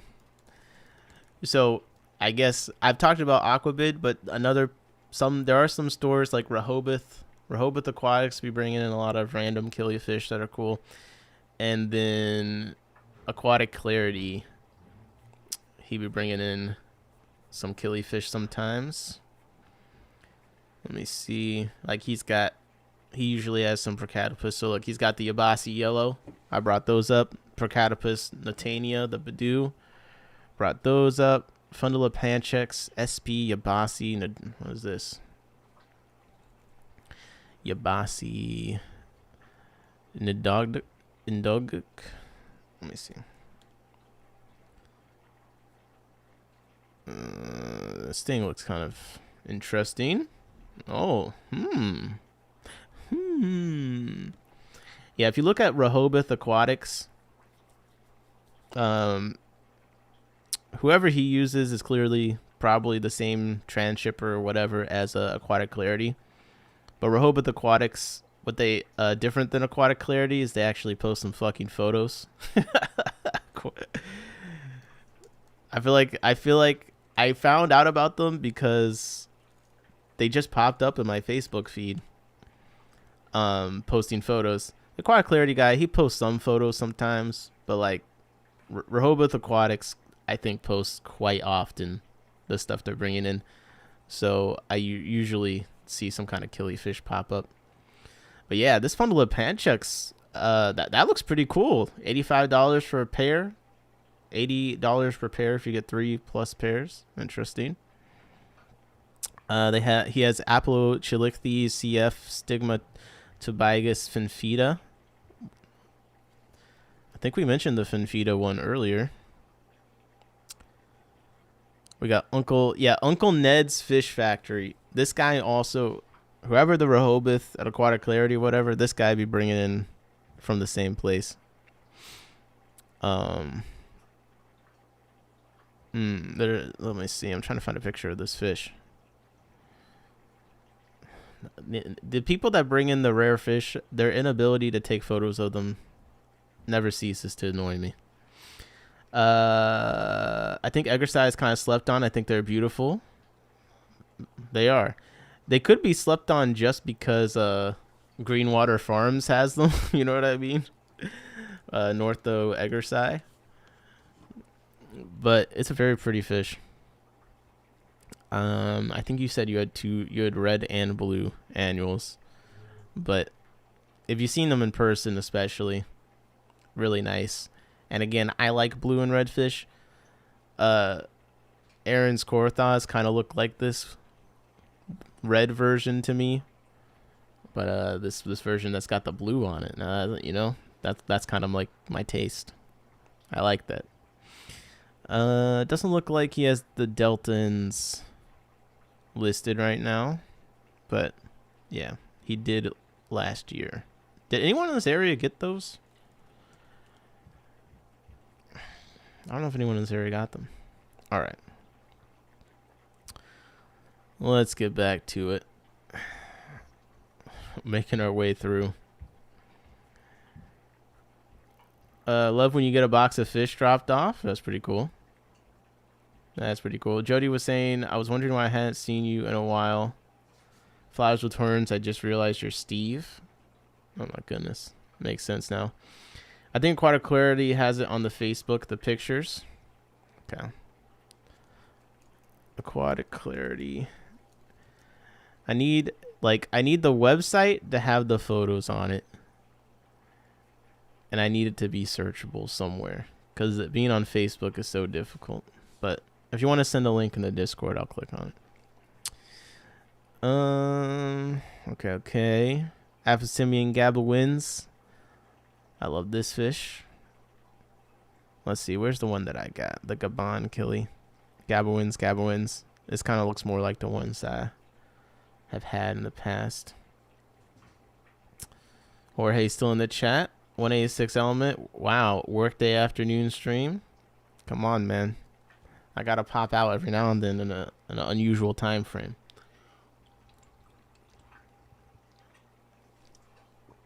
Okay.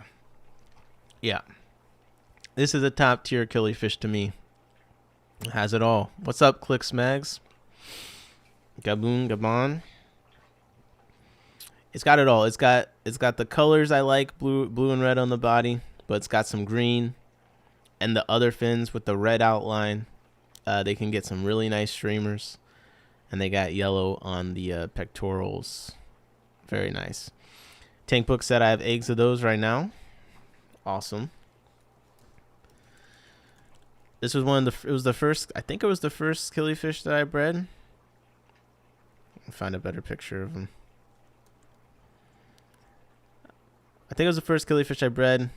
They bred for me in a 20 high, and I had a bunch of floating plants and all sorts of stuff in there, and they kind of went crazy.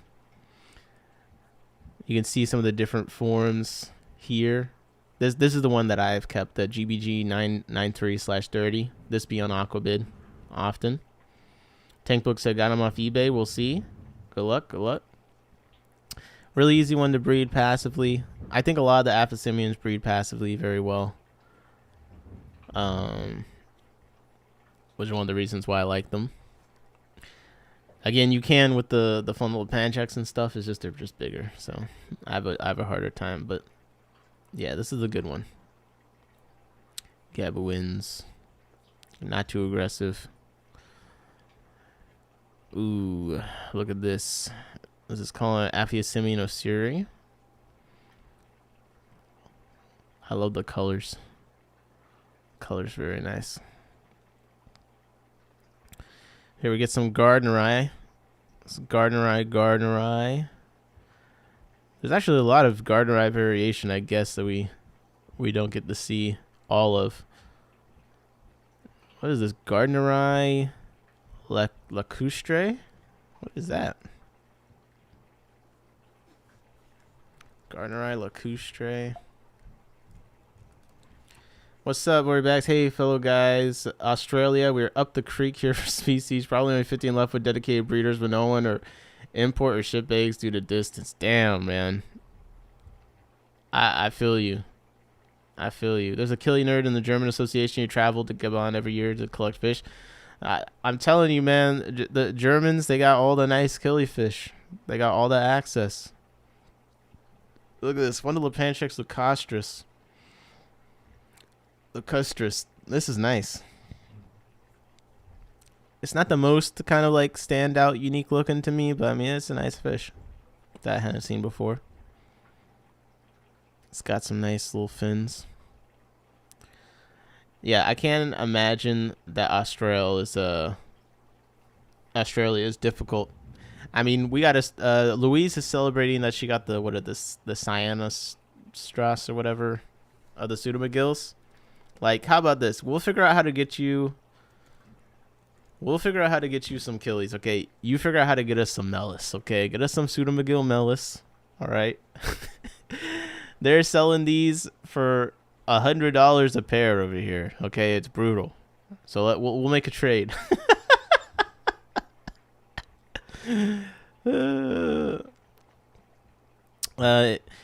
Easy Schmeezy said, I got some really cool garden-eyed Mamfoons.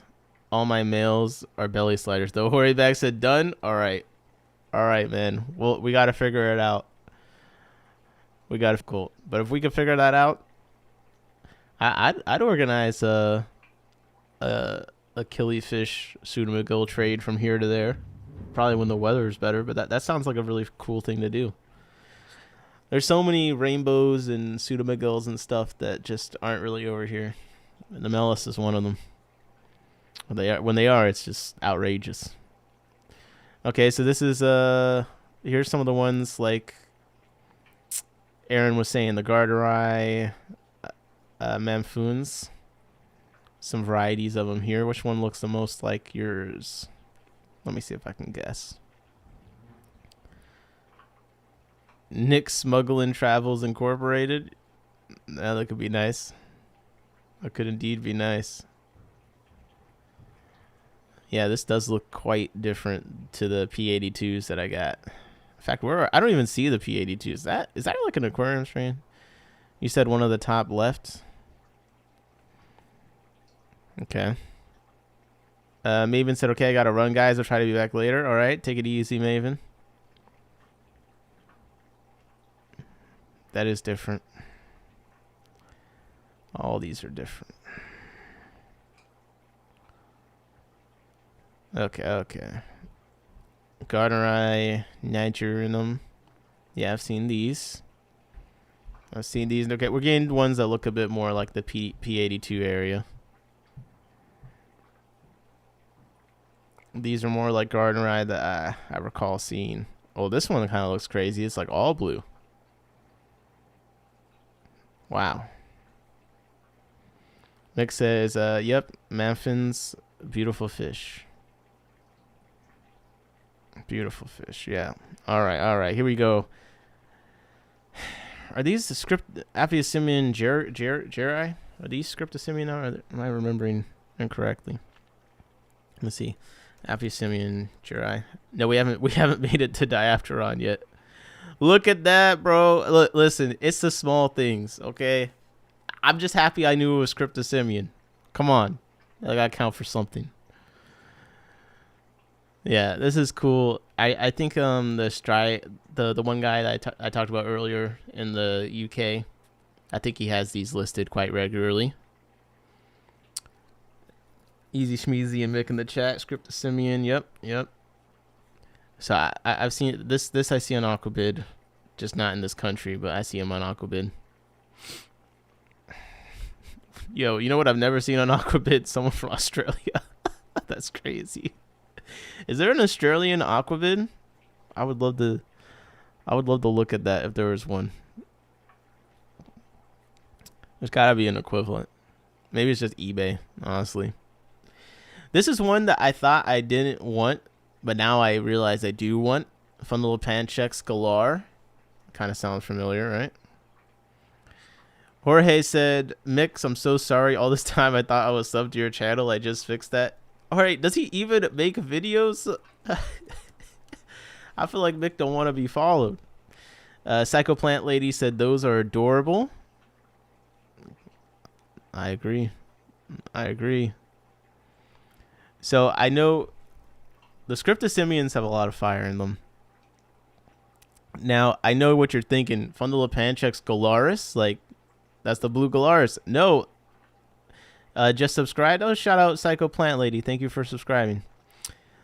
Yeah, you would think that the fish that's Fundulopanchax galaris would be the blue galaris we're familiar with, but no, there's actually a Fundulopanchax galaris that's a different fish. I believe. And I'm looking for galar actually, because that listing didn't have any pictures on it. So Fundulopanchax galar. They must have. There used to be a page for them. Now I can't find it. But you can see in this book, I guess, is what we're going to have to rely on. Because the American Killifish Association wants to play with me today. So let me get back to where I was. But yeah, there is a Fundulopanchax galaris. They're kind of smaller. And some of them got similar tails, but look at the color on this, bro. It's almost like a rainbow camouflage. Nick said, do a map search of the Togo Ivory Coast. You'll find the reason for some species only existing in the western parts. A mountain in China. Psycho Plant Lady said, I've never seen this species before. Yeah, it's described by Bollinger in 1901, and you can see it was Aphyosemion galar. That should be Fundulopanchax now. I'm just having a hard time finding the page for them on AKA. If you just give me a sec. General index. Fundulopanchax.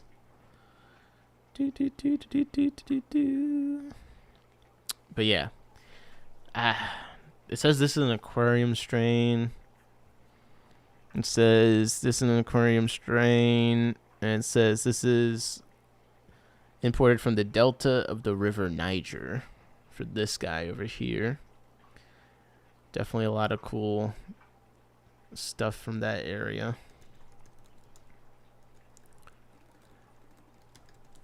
I'm gonna see if I can find some more photos of the type localities of it.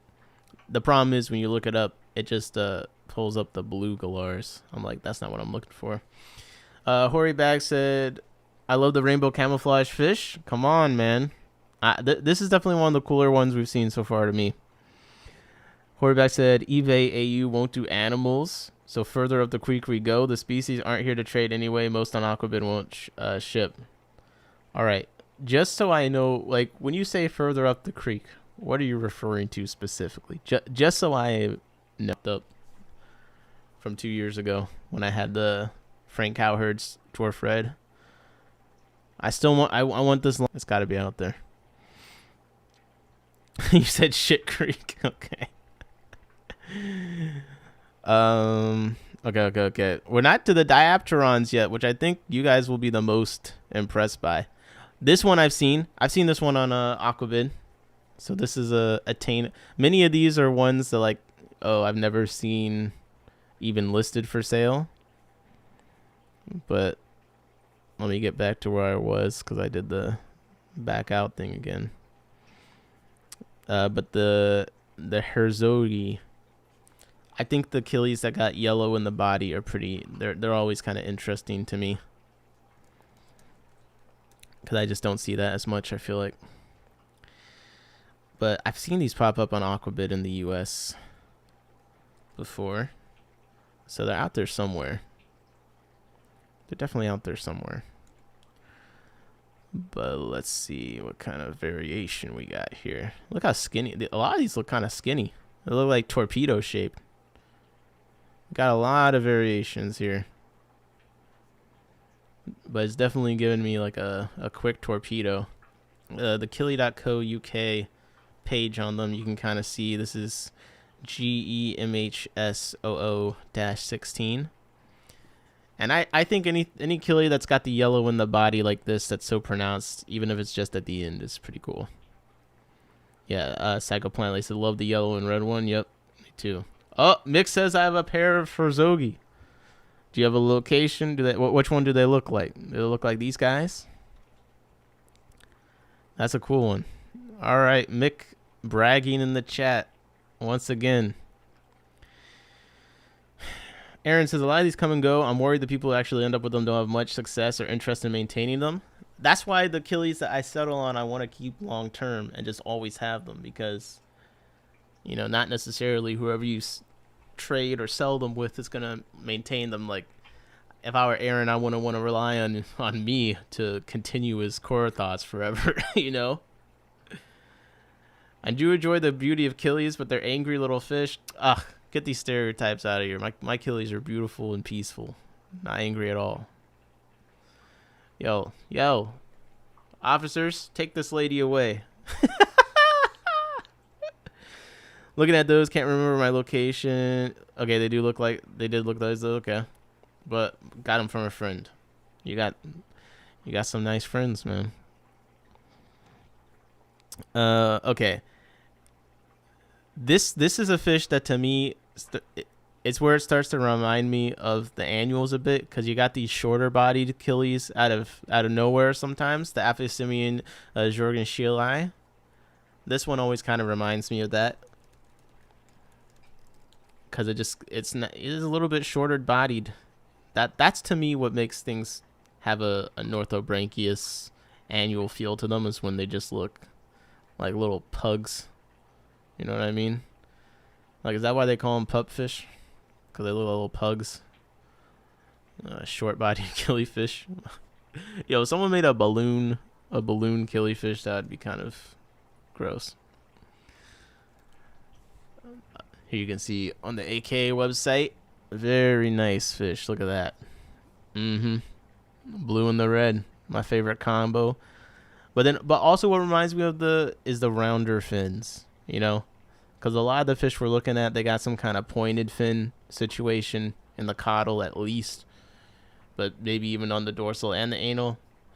But some of the locations of this, the Mimongo location, like how all the fins are rounded, is kind of interesting to me. Definitely, and in this book, most of the fins are a little bit more rounded. Oh my god, bro! I'm not angry, Jorge. I'm not angry. Jorge, you're just always trying to start drama. You wish that I was angry all the time. Have you ever looked at a Okefenokee pygmy sunfish? They look so cool, blue and black. One day I'm gonna get a pair of them. I have indeed. In fact, I have the Elosoma goberti, which they look kind of similar to Okefenokee. And I have a video on my channel about them, and I talk about how the Okefenokee and the Elosoma were considered to be the same species at some point, and the difference between them was like the amount of pores they had. Or I'm trying to remember my own video.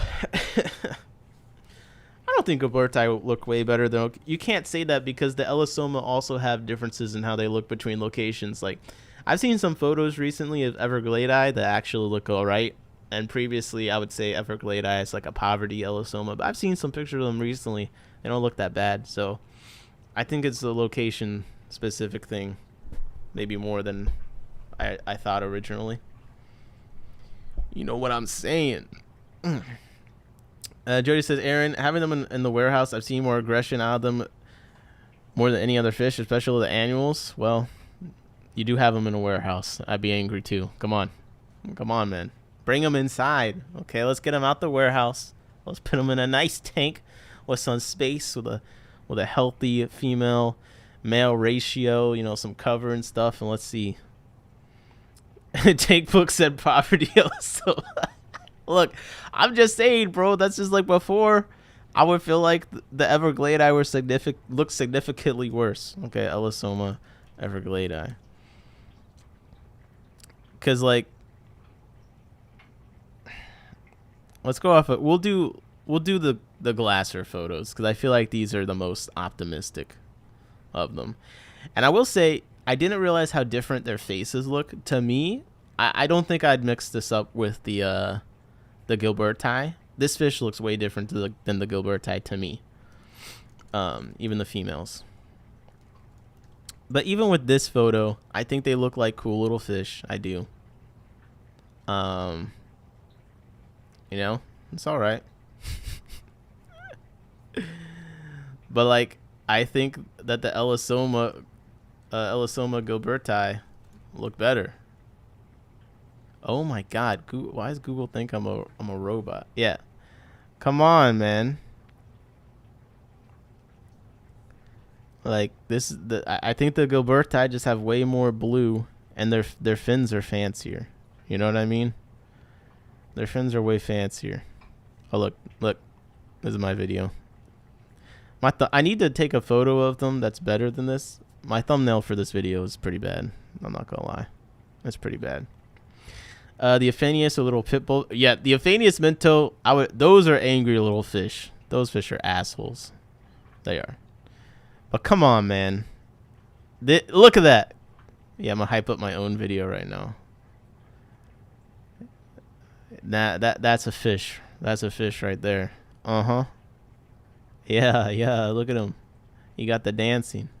All right, I don't know what the editing's going on here. Anyways, they just got more blue. That's all I gotta say.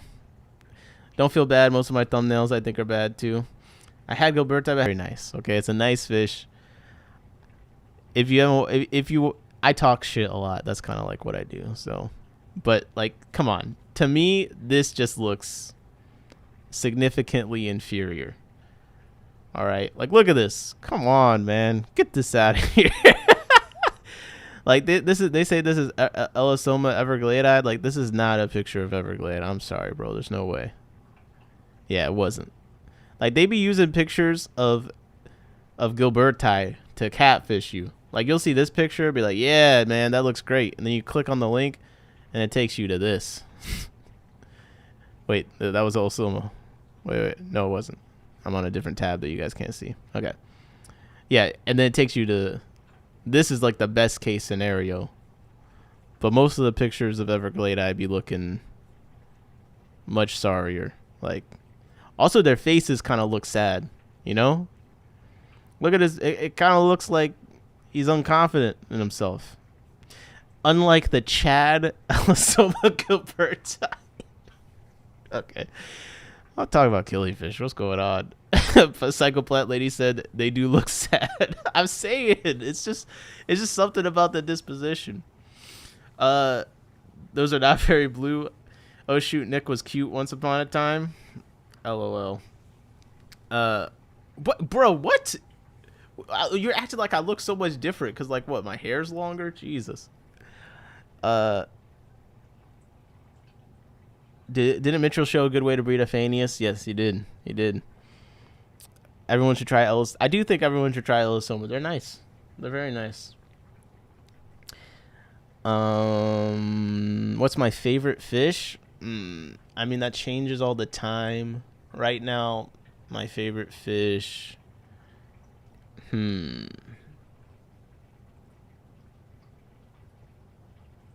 That's a good question. I guess the Procatopus are my favorite fish right now. I guess. Yeah, Procatopus.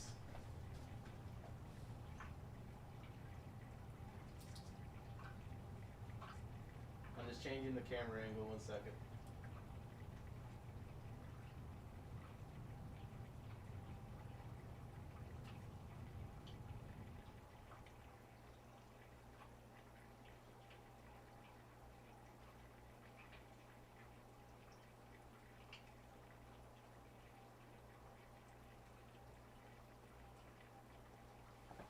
All right.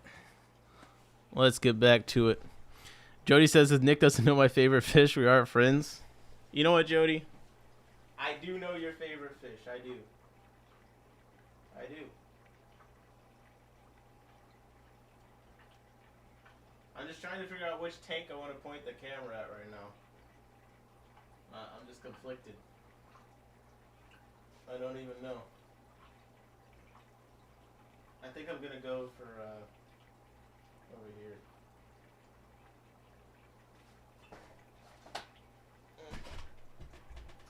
No, not you guys.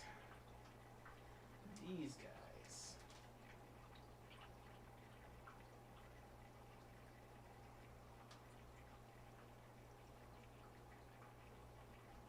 There we go. All right. Also, Jody, you know, are we really friends, Jody? You never call anymore. You know, I haven't been on stream in a while. What else can I complain about? Yeah, you're pushing the anti-Killifish friendly agenda. Like, I don't know, man. Like, this is things that friends do. When they're breeding, it's like the smallest fish ever that you can see. The black and blue clear across the room, and then they dance with the Elisoma. Yes, yes, indeed. Jody said, "Dude, dot dot dot." What? What? Keith got some swellia last week. Okay, remind me which one is Keith, because I don't know everyone's first name. But that sounds nice. There is a... Ooh, I'll put loaches on the screen next. Mexicali says, hey, I call all the time. It doesn't mean we're friends. That's what I'm saying. Come on, bro. Mexicali be calling me, and apparently we're not even friends. My son, Killi Prince. Oh, that's a fire name. Okay, this is on my list of maybe fish that I think look unique enough compared to the killies I have already. Aphysimian lamberti. Just because I like its fins. And I like the color. I like the red dots on it. The red dots plus the fin. Because I got the Sheila red dot. I kind of think luxury. I think exquisite. Like this is a nice little fish here. Okay. Yeah. I'm just changing my focus. There we go. Yeah, so Aphysimian lamberti. I feel like this one is in the U.S. somewhere. Oh, see? I was gonna say, I feel like I've heard of these recently. I think John has them too. Aaron said, got to take a call. I picked up lamberti. Haven't got any eggs yet. Yo, okay, that's pretty cool. Carl Key wants more Swillia. Let me know. Which one did he get? Very nice. Yeah, I think this is a pretty one. 4.5 centimeters. Gabon. What other information? Let's see. Ooh, look at that. Look at that. Look how... Yo, this side looks crazy. Is that like super hard mud or is that rock? I can't tell because of the resolution of the photo. I got like maybe like clayish type of thing. I don't know. This is like a very picturesque situation though. You got the tree. I'm using the word tree very generously laid across the water. It just needs some boosts. You know, we just need some boosts. But here's the biotope where they collected some of them. Collected near a town of Miranda in a stream 1 meter wide, 50 Placiolus sp, and a number of shrimps with red whiskers. That's why, bro. That's why I like the lampi killies so much, because they're always with a bunch of other killifish. Let's go.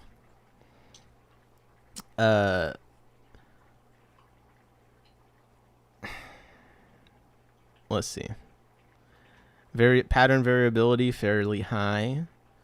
Easy species breed and typical mop spawning. I have water incubated and laid them on wet peat with equal success. Incubation and water takes 16 to 21 days, while still on peat should be left a few days longer. I fed the newly hatched fry and Infusoria before feeding hatch brine. Growth rate is a little slow and sexual maturity can take 6 months. Gotta head out. Glad I found your channel and Fish Fam link. Oh, okay. Appreciate you stopping by. Glad you enjoyed. Glad you enjoyed indeed. You know what you might notice is that, have a good day, Psychoplant Lady. But you know what you notice? They always say growth rate is a little slow. This one says 6 months. Other ones say 10 months. Basically, they're going to complain about the growth rate. It'll be 6 to 10 months like it's the same thing. To me, 6 months is a lot faster. I'm like, oh, that's not that bad. Psychoplant Lady says, have a nice day, everyone. Okay, have a nice day. Have a nice day, man. We got the Killi squad. Let's go. We a Killi club. We a Killi club. This is pretty crazy. Aphysimian liberens. This looks like what would be a Scriptosimian now. Let's look it up and see if it's still Aphysimian, but it looks like I've never seen this before, so I'm just guessing on how it looks. Let's go! AKA has it listed as Scriptosimian liberens. Let's go, man. See? I don't even know anything. I just looked at it. I'm like, that looks like a Scriptosimian to me, dog. Come on. Big brain. Let's go.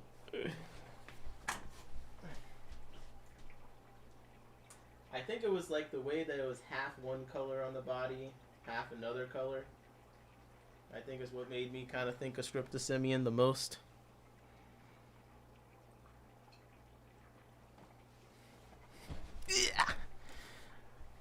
Ooh, don't think so.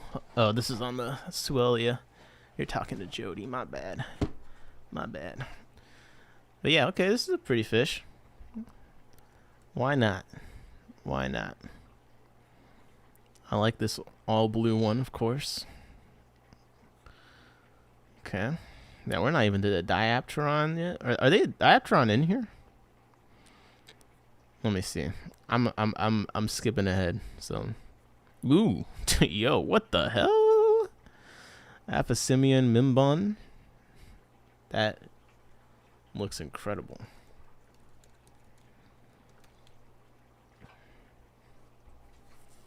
Okay. Which type locality? Because I'm not seeing on the AK page one that looks like that. Fun thing, there are some scientists rearranging all killies DNA/RNA changing a lot. I'm not shocked. I'm sure there's a lot. I feel like it's probably an impossible task long term. This one says Mimbom Killi, Oyab River 1 kilometer in Idum, northern Gabon. This looks fire. It's got blue on the body with a black outline underneath going all the way to the caudal. Then it kind of, the middle of the caudal's black and the edge, the middle edge, back edge of the caudal's black. And then yellow on the fins on the outside pretty much with a little bit of red on the anal. What is this, the adipose? I don't even know. I always forget what the fins are called. And black on the side fins here too. Damn. Ooh, intermittence. Intermittence. I think Aaron has intermittence. This is one of the ones. Aphysimian SP Af Mirable. This looks like the Grinsea or I can't even remember. It's a cool looking killifish, is what I'm saying. I've seen in person. Very pretty. Very pretty. Whoa, whoa, what the heck are these? Hold up. Hold up. Aphysimian Monrovier, that looks pretty sick. But look at the bodies of these things, man. These are like, these are beastly. Aphysimian Occidentale. Okay, what are these called now? Let's see. Because I know they're not at, no way they're Aphysimian. Kylopancheks, that explains why I haven't seen them. I know that Kylopancheks are a little less common. They look noticeably different. I immediately was like, what the hell is this? Yeah, any Kylopancheks I would get your hands on if you could. That's a slightly less common one. Damn, this looks crazy. Mangata? Whew. Whew. It kind of reminds me of the coloring on the one Epiplades infrasaciatus or whatever. What is it? It's like a Z name is the location, but it kind of has this like rainbow look to it. But these are pretty crazy. I've heard of Kylopancheks. I heard people talk about, yeah, these are like not very common and all that, but I hadn't really looked into them that much. But the body shape on these are noticeably heftier, especially in the front. Like, this is a solid fish, man. This is a solid fish, but the color pattern is also, so we see the common name golden pheasant. Golden pheasant. Basically, all these look nuts. Holy. They will probably be called Kylopancheks in the future as well. Very cool fish. My nerdy LFS guy has some in his collection. Yeah, pretty much all of these look fantastic. I'm not gonna lie. Okay, this is a killi I think I was thinking of earlier. Aphysimian ocellatum. I want to say Big Steve just got these recently. This is the one I think I was talking about, one that kind of has a purplish look to it. This is the one I think I was thinking of. This is a very nice killifish. Very nice. I love the big eye splotch here.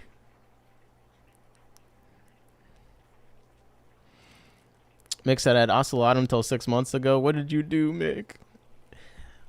This is a pretty hyped up killi. They're definitely around. Aphysimian aguins. Big blue red one. Well, not big as in like they're huge, but like, yeah. It's one of the more known super blue, super red ones. Looks very nice.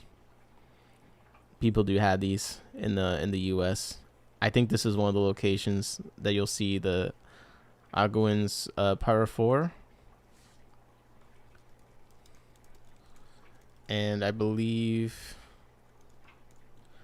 that they're still Aphysimian, right? Let me see. Aphysimian Aguins. Yes, sir. They're still Aphysimian. Whew.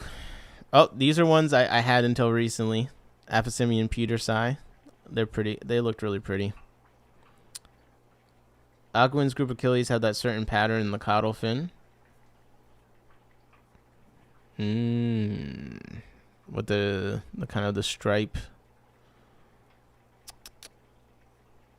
Is it the shape of the caudal fin or the pattern?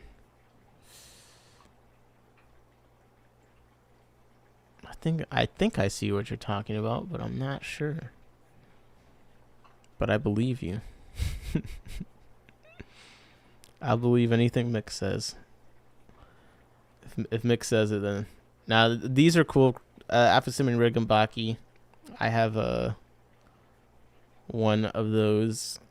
They're in with my puffers. Yeah, striped like flames. Okay. Got it. Here's some Sheelai.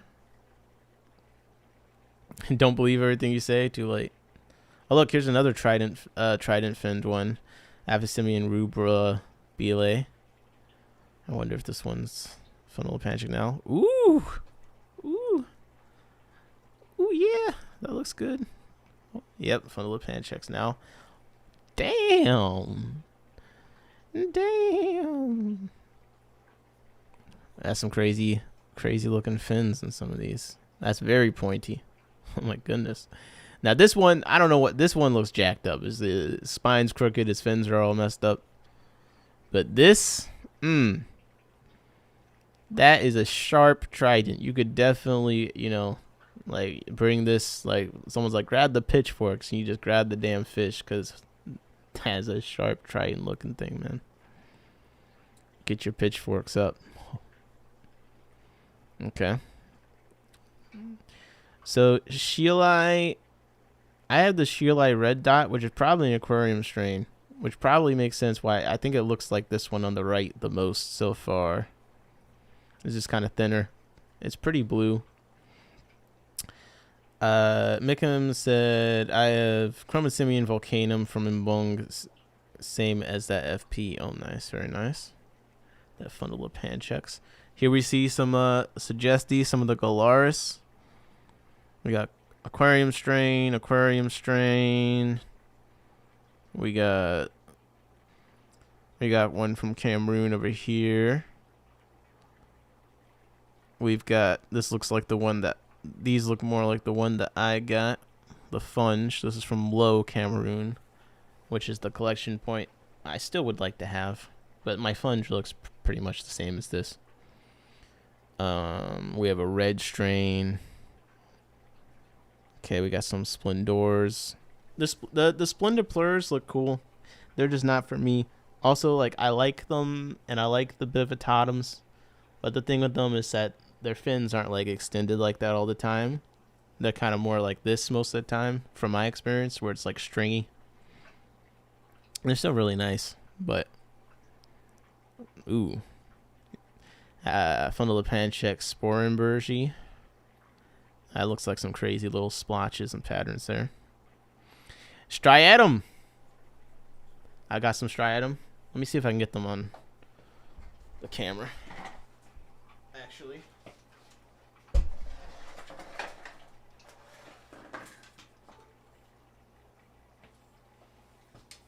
Hold up. Hey. Hey.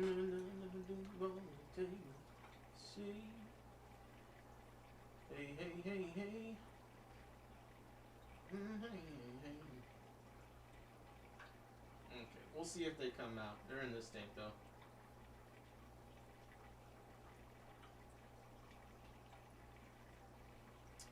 I got a couple pairs, and I just noticed some fry from them. I got the striatum.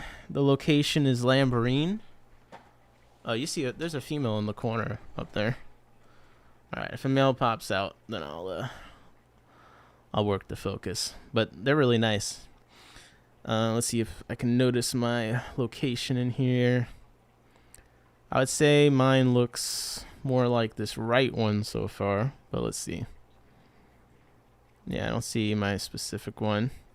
This looks pretty cool. Aphysimian Thesi.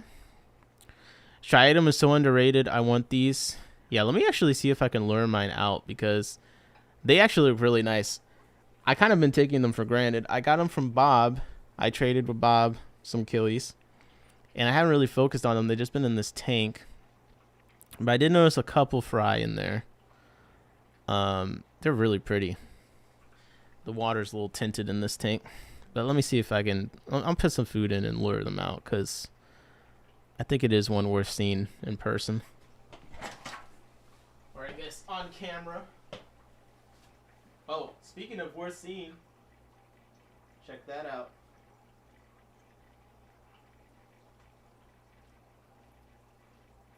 Wait, forget about it. I'm gonna let the Elisoma be on screen for a second. Hold up. Yeah, that's my oldest male right there. He's actually, I'm pretty sure he's the one from the video.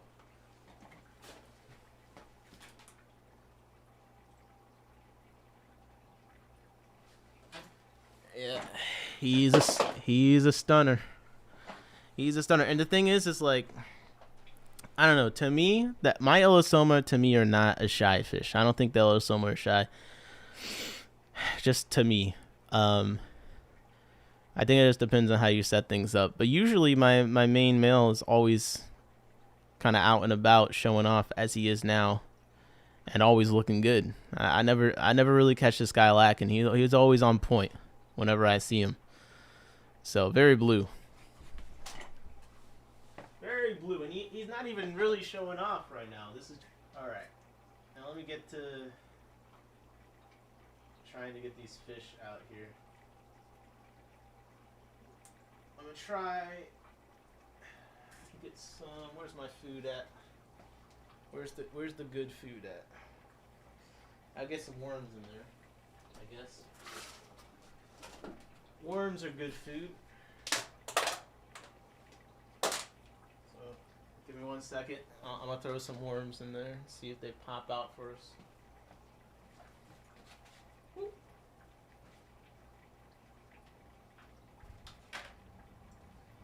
Find my tweezers. Gotta find my tweezers. Some white worms.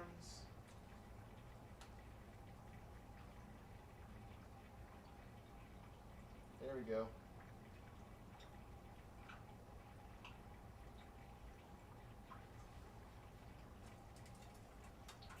Get my lid out the way.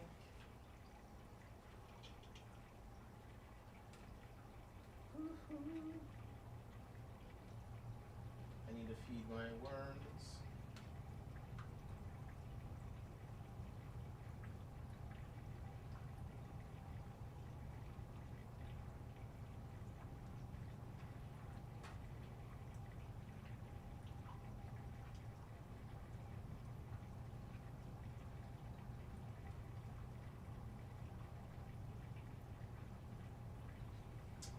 Alright. I'm only seeing one female so far, so we'll see. Would I put the lid to my worm culture? No. I lost my lid.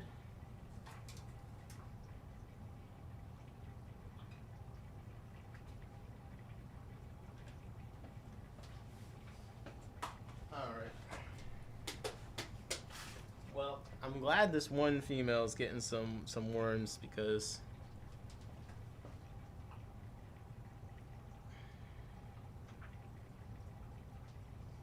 I need her to lay some eggs.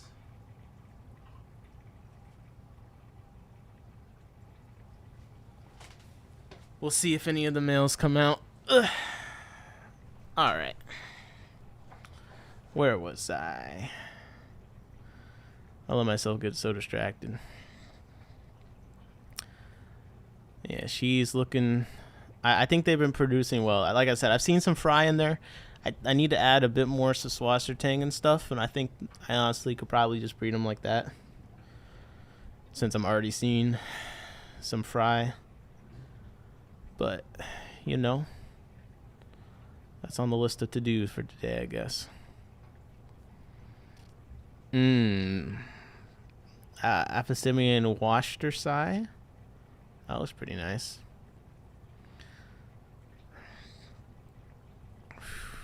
That looks pretty nice. Water chains can trigger spawning. Makes sense, but that's no new info. Hey, man. It's always good to have a reminder to change some water. I love changing water. What can I say? I'm actually shocked none of the males have come out to eat these worms yet. What's going on? Don't scare me. Don't scare me now. This, what? Whoa, whoa! What was that? Yo, you see that? Because I didn't see whatever just happened. He just like, all right, one of the males has arrived after all. I might need to hit the temperature change because it's so yellow. I might need to calibrate on my end. It was like a shark sighting, man. Washersi always costs a lot at the auctions here. I mean, I've never seen this fish at an auction or anything here, so I can imagine. This looks pretty incredible, man. Look at that. From the Congo, Matopulu River Bay, Jimny, Quarterai, Mbaya, South Congo. 4.5 centimeters. Yeah, that's a crazy looking fish. FP Walkeri, I've seen this one. It's got a lot of variety. Emieti, and we talked. Oh, we got crossbreeding. What? What do you mean crossbreeding? Is that the location? Curzon crossbreeding? I don't know. Aphysemian Walkeri, Abidjan. And we got Algoins.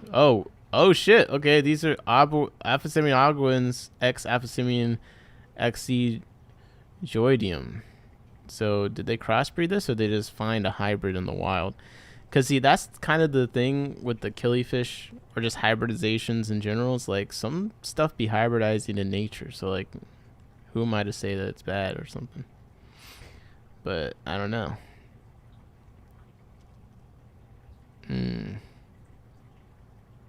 Interesting. Ooh, look at this. This is a nice picture of them in the soil. That's pretty cool. Some pretty cool pictures.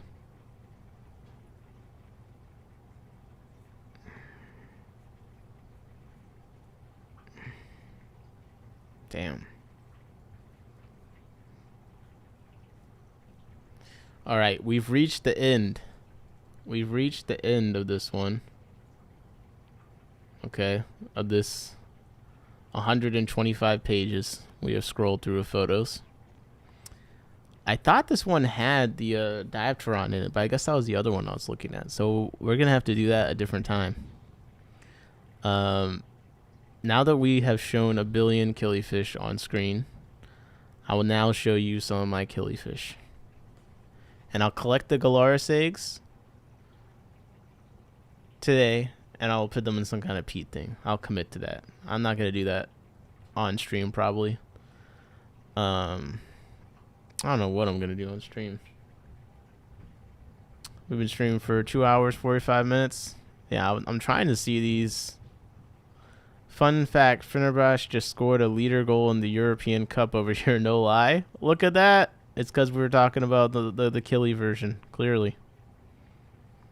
Look at us. We're going to go mobile. We're going. Yeah, we're going mobile. We're winning all the football teams right now.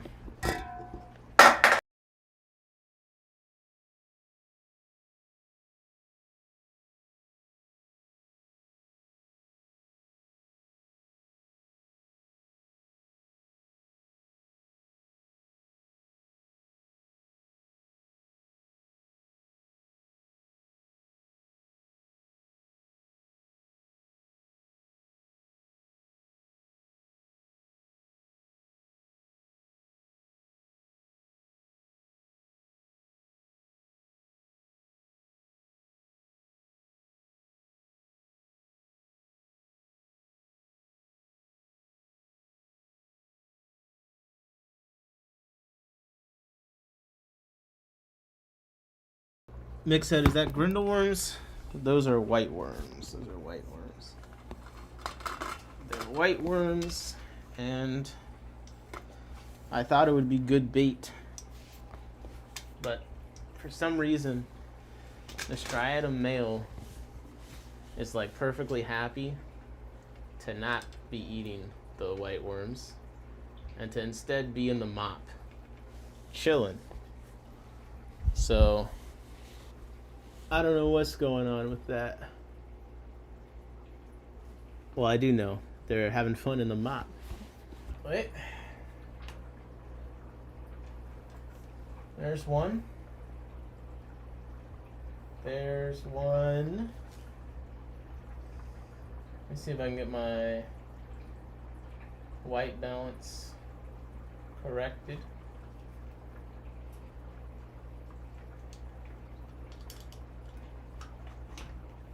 Second.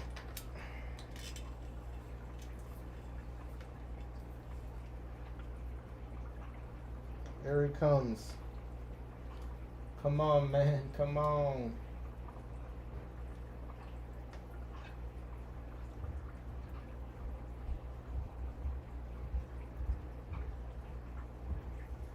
Ah, I gotta get my focus. 1 second. Turn to the side if you would kindly, sir. Come on.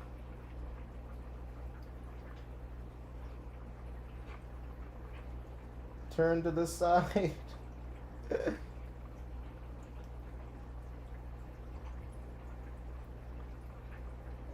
we go. It's just very yellow right now, so you're not seeing like the proper color. I'm trying to find the right. Ah, there we go. There we go. That should look more right.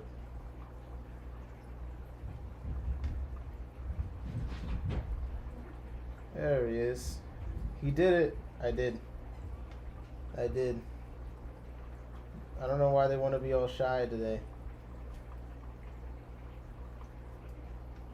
I don't know. I'm still not seeing like the full. I guess it looks alright. There we go. That's a little bit better. Killies are just gorgeous. Yes, indeed. Yes, indeed. There you go. There you go. So that's the striatum lamborine. And then let me. I'm gonna swap to my. Can I? Yeah. Oh Jesus. 1 second. How's this sound?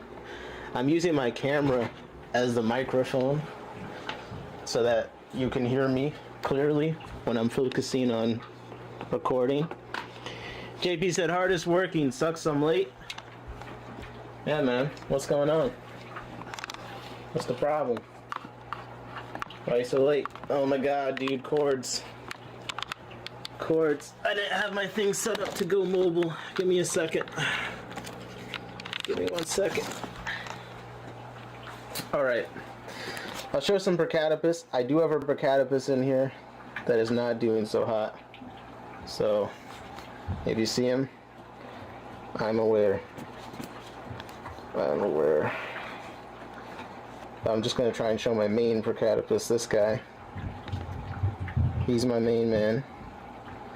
As you can see, he's bullying the scene, as he'd be doing. I'm struggling to get the white balance to be right for the live. But it's not hard to see why this is a very nice fish, to be honest. There we go. So, just like I described earlier, you got the luminescence on the body, you got the orange laser on top, and as you can see, quite active. He's trying to get this lady to spawn with him. Got some nice fins, but not as much finish as the Yabasi in them. But very nice fish. Whew. Mixed head Procatopus, such a cool fish. Yes indeed. Yes indeed.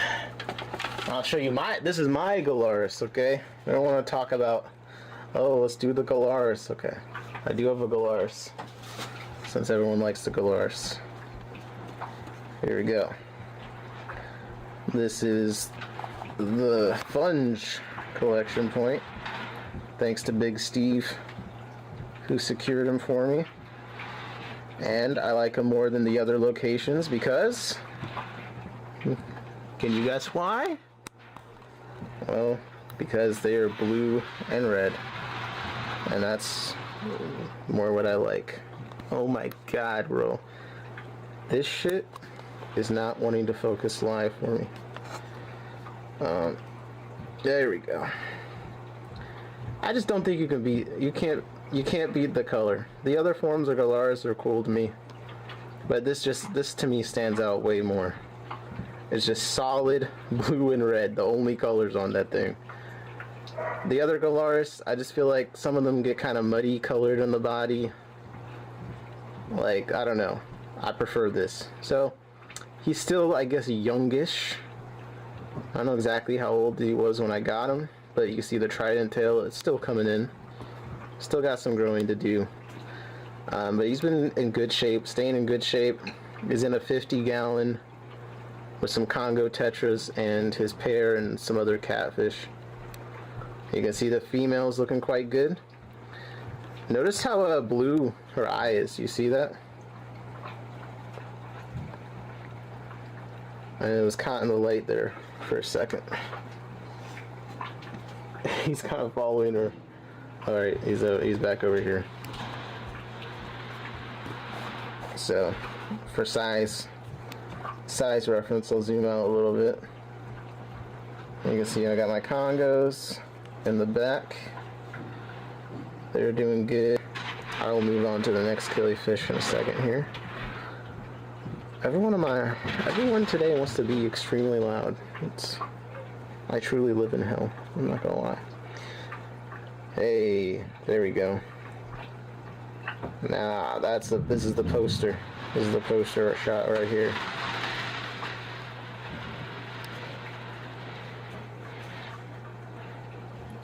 Now I'm just getting distracted just looking at the fish myself, I'm not gonna lie. I should have been moved on.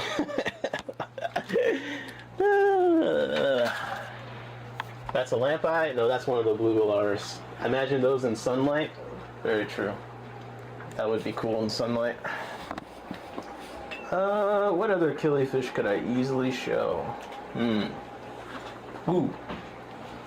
Maybe I can get the Rolafi on here. I might be able to get the Rolafi. Dun, dun, dun. Dun, dun, dun. Dun, dun, dun. Dun, dun. 1 second.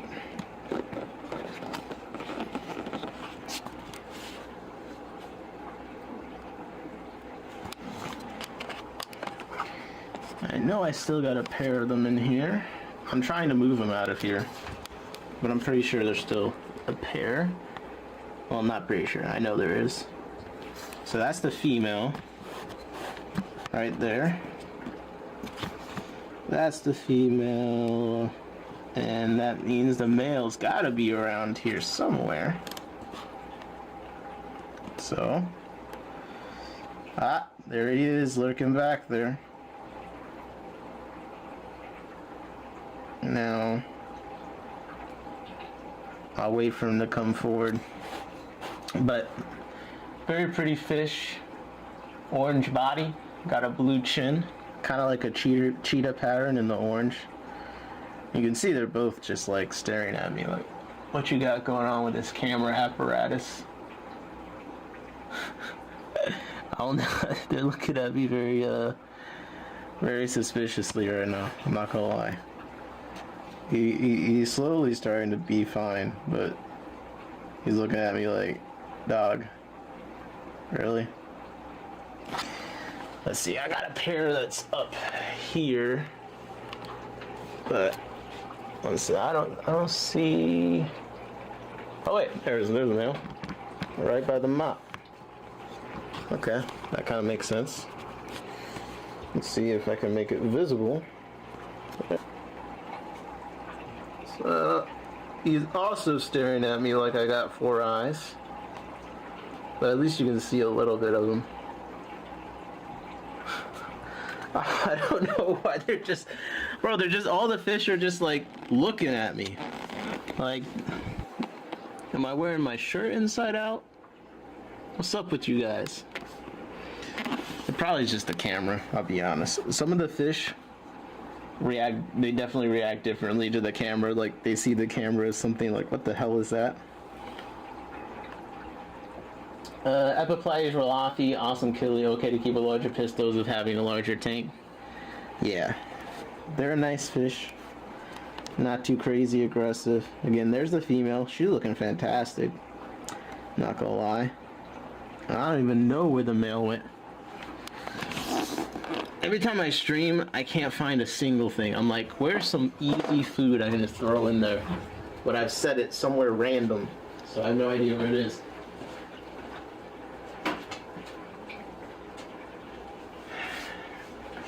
I'm gonna put some pellets in there because I think this is a very cool fish, and I would like to show people it. So I'll put some pellets in there. Hopefully that will draw someone out. But you just never know. You just never know how scared a fish is going to want to be of the camera. Sometimes they want to take their time.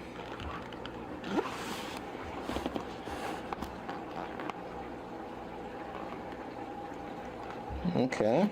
She's into the pellets. That's one. Okay. What about the old dude? Where's he at? You guys see him? 'Cause I don't. Oh, okay. He's staying back in the shadow right now. Oh, here he comes. There we go. Let's go. Yeah. It don't get much better than that to me. As far as the Epiplyes go. Orange with a blue face. Come on. It's kind of a cool shot too, honestly. Look at that reflection. Ooh. Now he's looking a little bit not as fully orange. So I'm looking at him like, did someone beat you up? He's in there with some Anachromis. But I guess he's just staying in the shadow. I don't know. It looks alright. I do want to get these guys in a bigger group. I know Mick talks about having the killies. They benefit from being in a bigger group. So I have another adult pair of them and a few juveniles. I'm moving them to another tank out of here.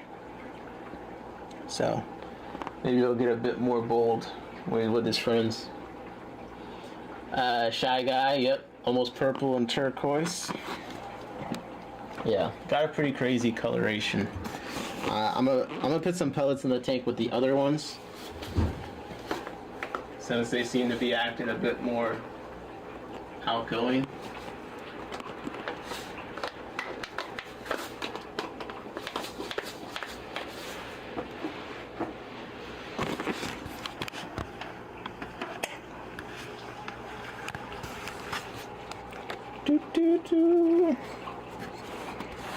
Okay.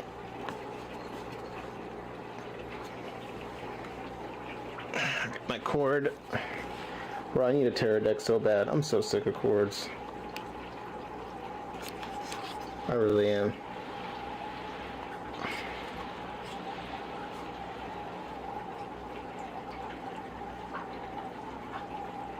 There we go.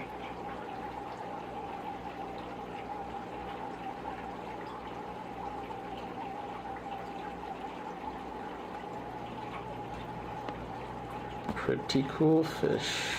Alright. Well, do I have other killifish? I mean, I do.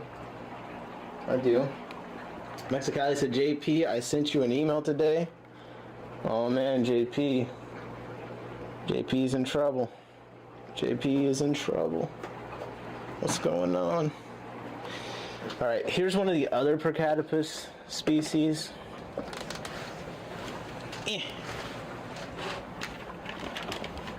Okay, right now I'm trying to figure out the final tank. I'm thinking of putting them with the Galaris because I think I could breed them together pretty easily. I'm in the process of moving them. Now, if you look up stuff with the Procatopus, you'll see them note about them being prone to getting this little mouth fungus, which I've definitely found to be true. I think it's just from them bumping into shit, which is why I want to put them in the 50, because I think ideally you got them in, I think 20 long is the smallest I'd go with the Procatopus, but really you want a big group. So honestly, 40 breeder is my real recommendation for them to, I think, be able to show their full potential. But this is the Procatopus, that's the Yabasi, and you can see its fins are significantly different. Right, even the female has a different pattern in the fins that you can see. So right now they're in there with the fire ring Danios, and I had to grow them out for a while. I had 3 pairs. One pair I got from John because he was losing them, and now I have one. The females just were fading, but I managed to stabilize some of them and keep them alive long enough to get some fry.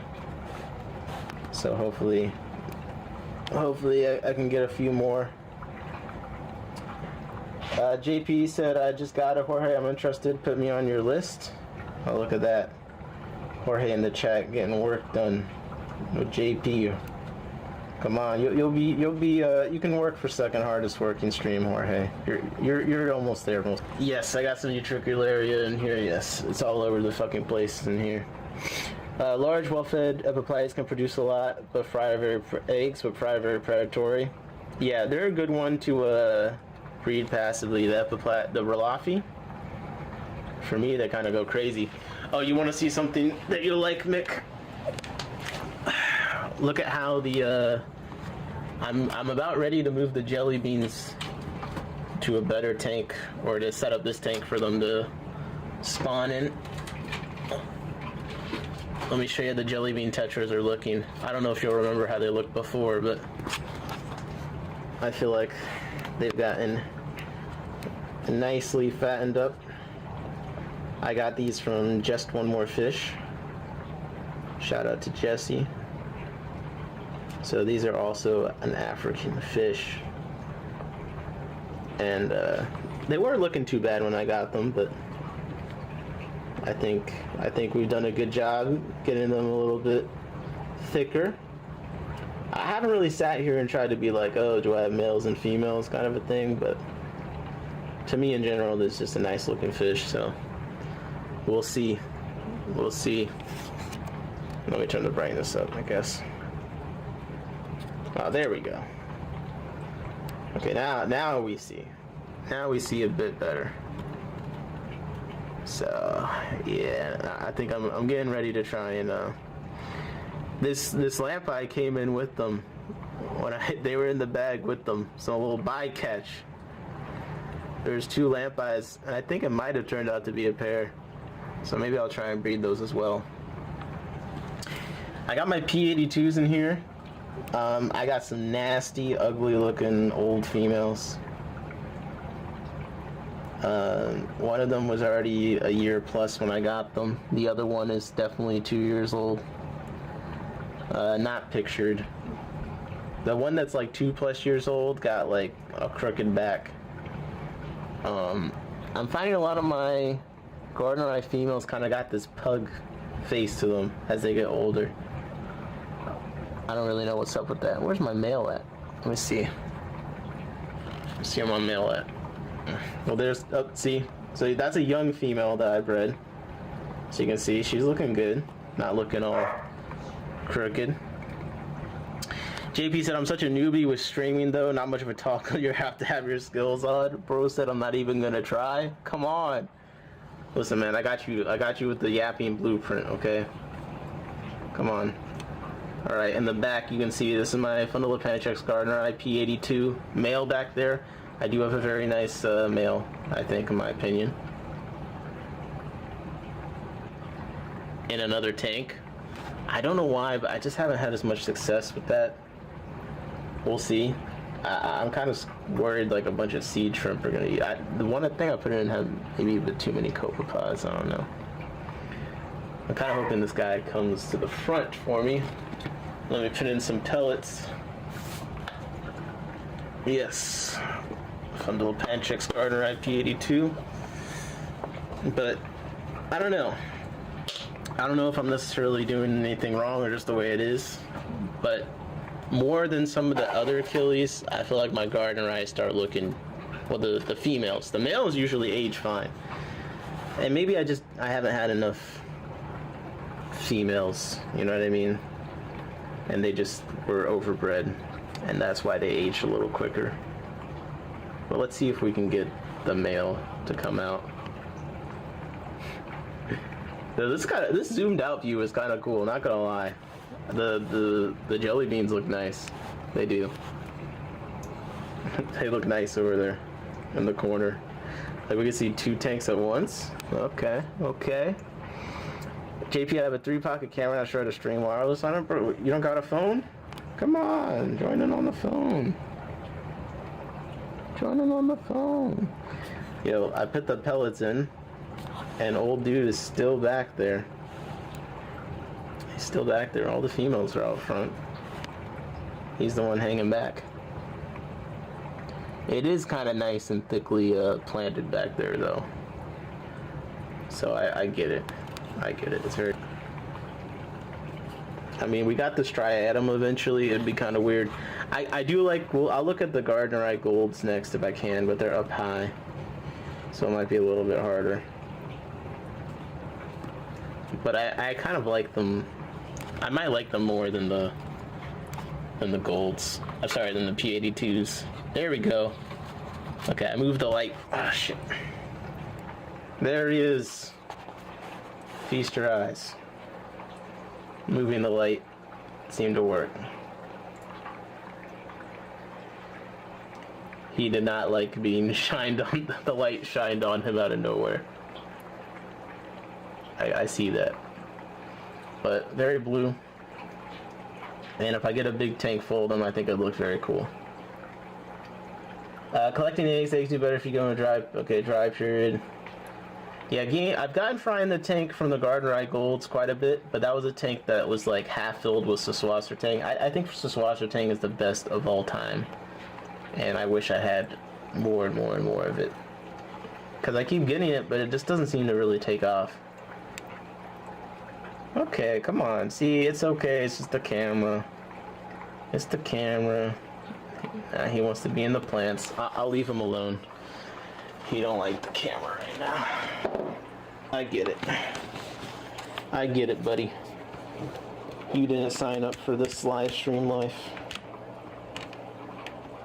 I'm gonna accommodate your wishes this time. Yo, the cords are gonna make me crash out one day. Like, it's just so difficult to deal with cords.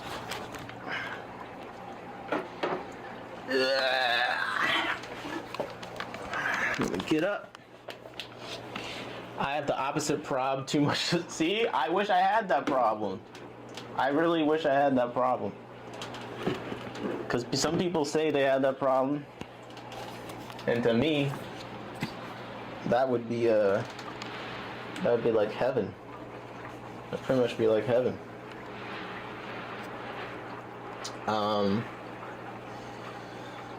Whew.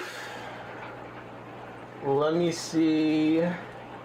I need to get my stool over here so I can see some of these other ones. Yeah, easy. Aaron said, can't imagine too much being a problem. That's what I'm saying. Please give me your problems.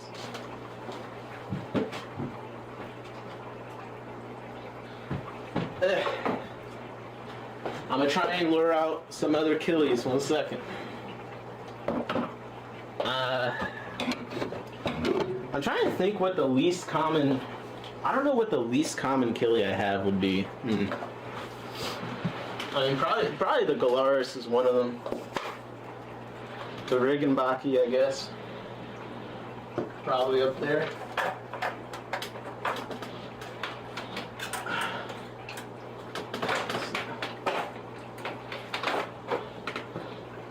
I'll show you, we'll look at the gold gardener eye real quick. I'm gonna try and get my Abyssinian Hera on the camera, but they can be kind of shy. No promises. I did consolidate the colony a bit recently though, so maybe they'll feel like popping out for me.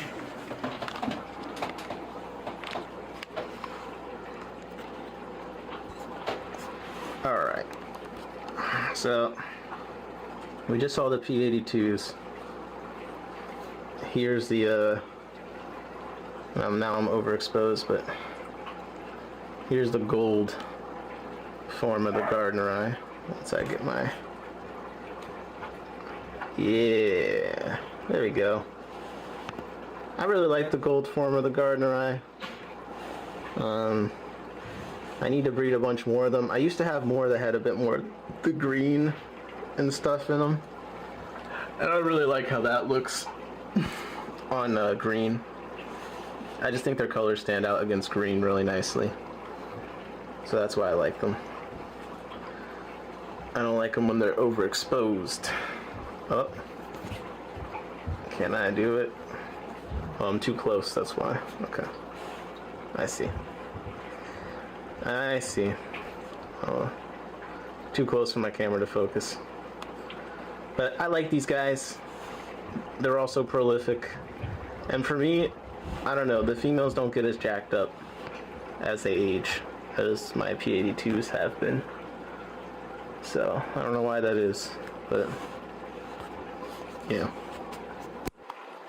It's a nice fish though. It is. Yeah, okay, now I'm starting to get a little bit so you can see him a bit better. Yeah. Yeah, okay. And over in this tank, I have my Abyssinian Hera. But as you can see,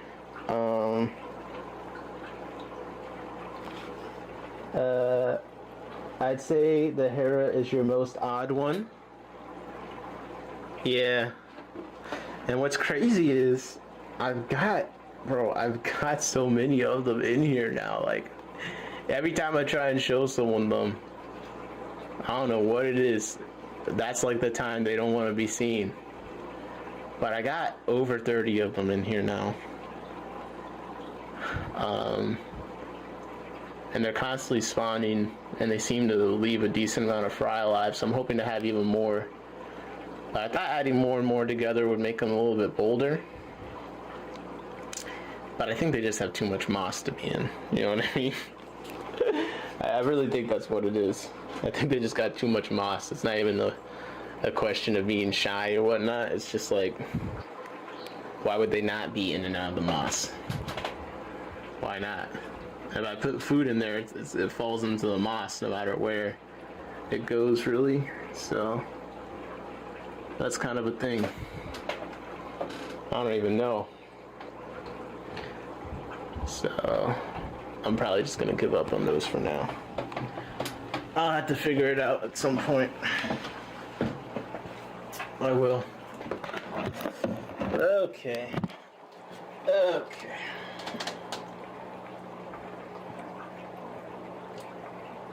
Old world.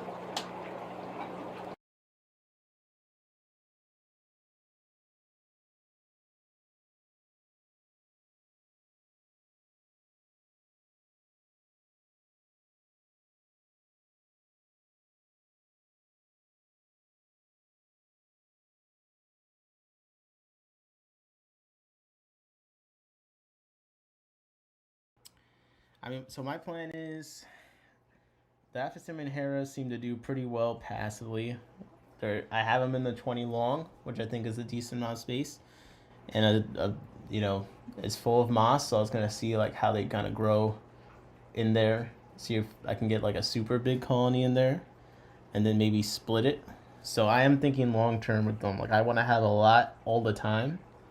So I want to do this. See, I got 30 in there. See how many they make. Then split them to another tank eventually.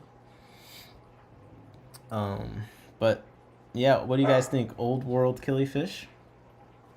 Not bad, right? Not bad. Pretty good. So I think we put in the work for today. Hope you guys have been hanging out, chilling, enjoying a little bit of a different time frame of a stream.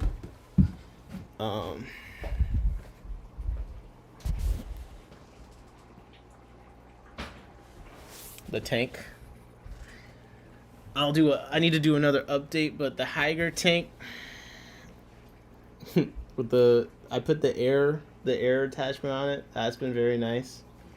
The flow has been nice. Things moving around in here. I put the Robocops in here and the Galaxy Autos in here. They've been doing well. They've been hanging out in the flow. They like to hang out around the filter. So that's all seems to be pretty promising. And yeah, not bad at all. Tank book set on the old world killifish. Yeah, not too bad, right? Not too shabby. So maybe next stream. Ooh, my orange laser. I'm waiting for my orange laser quarries to lay eggs again. Like, I'm dying. You guys want to see? Oh, I should plug the camera back in. For the people still here, we'll look at the rarest fish in my fish room. Nick said you showed us the awesome fish. Always a pleasure. Appreciate you, Nick. Well, if you have a second, let's see. I might show one more fish. Like I said, the rarest fish in my fish room. Perhaps. Let me see. A newly described fish. Yes. Anike said I'm back. I just had a work call. Well, Anike, I'm about to leave, but we'll look at one more fish before I do. Second. The Robocops? No.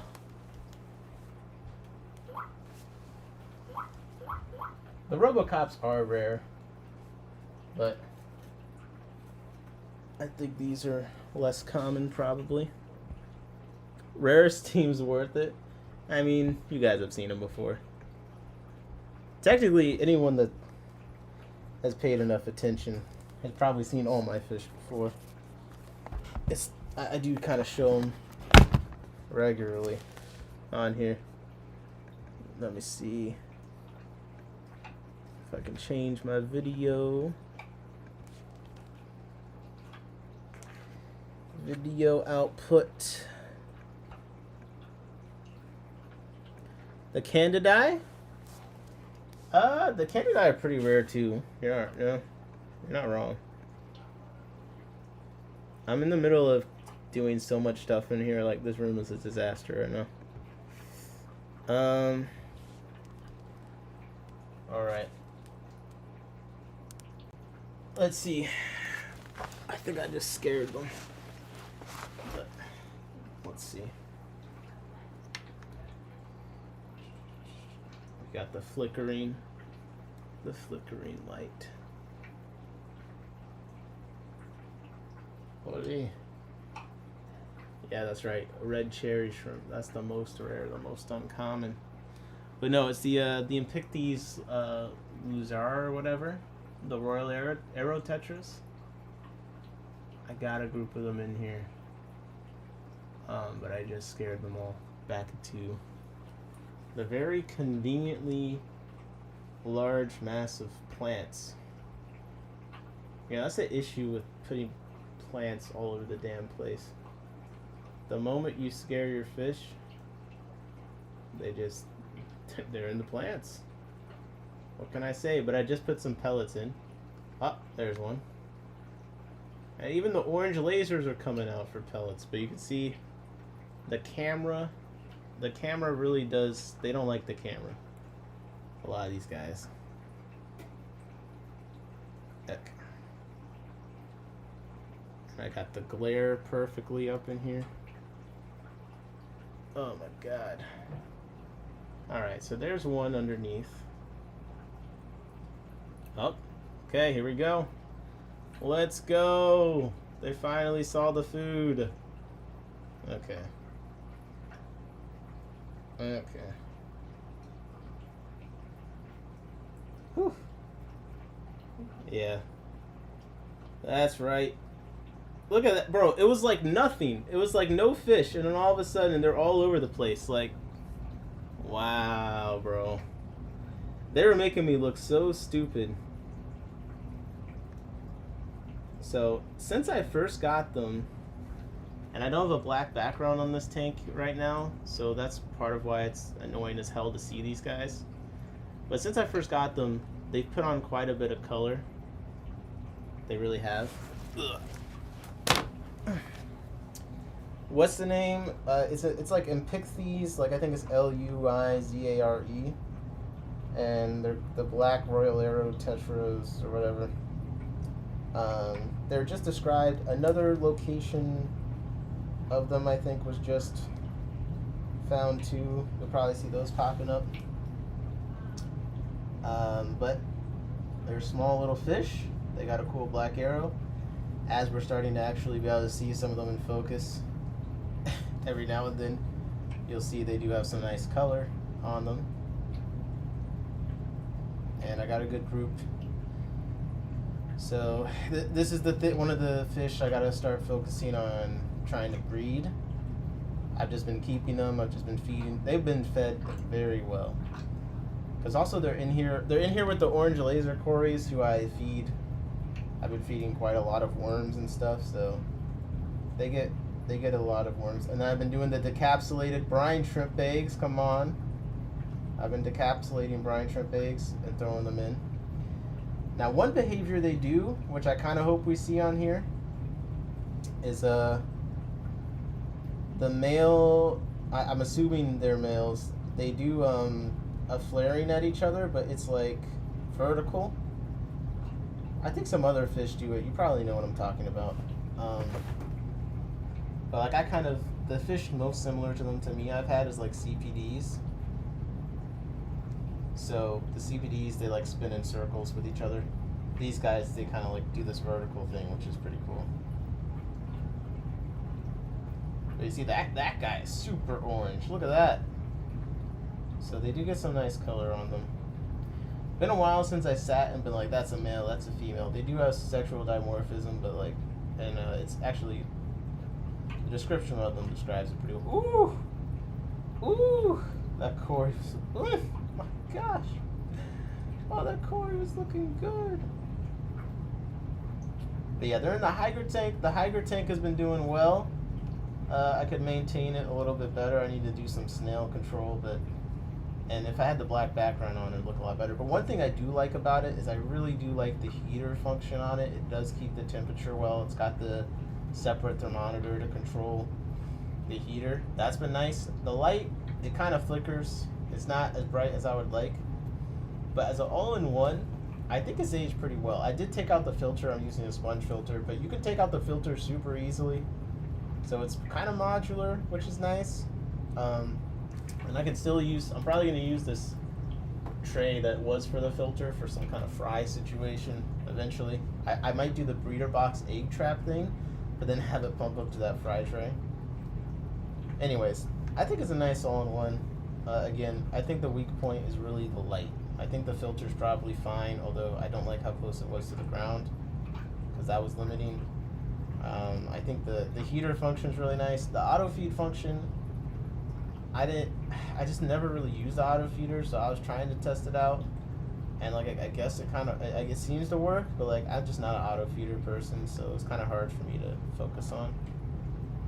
But I mean, I've really enjoyed it because it's really cold right now. I've been having a hard time in the room keeping everything warm, but this tank, it does it, and I don't got to worry about it. Whereas I got a bunch of heaters that I just don't feel like I can trust. I can't ink bird every single one of them. So I wish Higer would send me some freaking heaters, but they were out of stock when I asked. Okay. Let me just zoom out so you can see more of them going around. I forget the exact amount I have in here, but oh, you see that? You saw a little bit of that verticalness right there on this guy? Look how orange he is. He did the vertical thing a little, like for a millisecond there. What's up, George? How's it going? Yeah, the Corey is looking nice. Corey was looking nice. I got a bunch of gold laser fry right now. I'm trying to get them doing that vertical thing, and then I'm gonna call it. Ooh, yeah, here we go. Here we go. Here's them looking nice. Yeah. Okay. Okay. What you gonna do? What you gonna do? Come on, do the thing. I know you want to. I know you want to. You're getting fired up. Getting real fired up.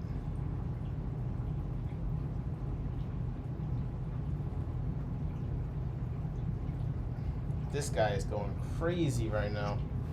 Oh my gosh. Whew. Looking very nice.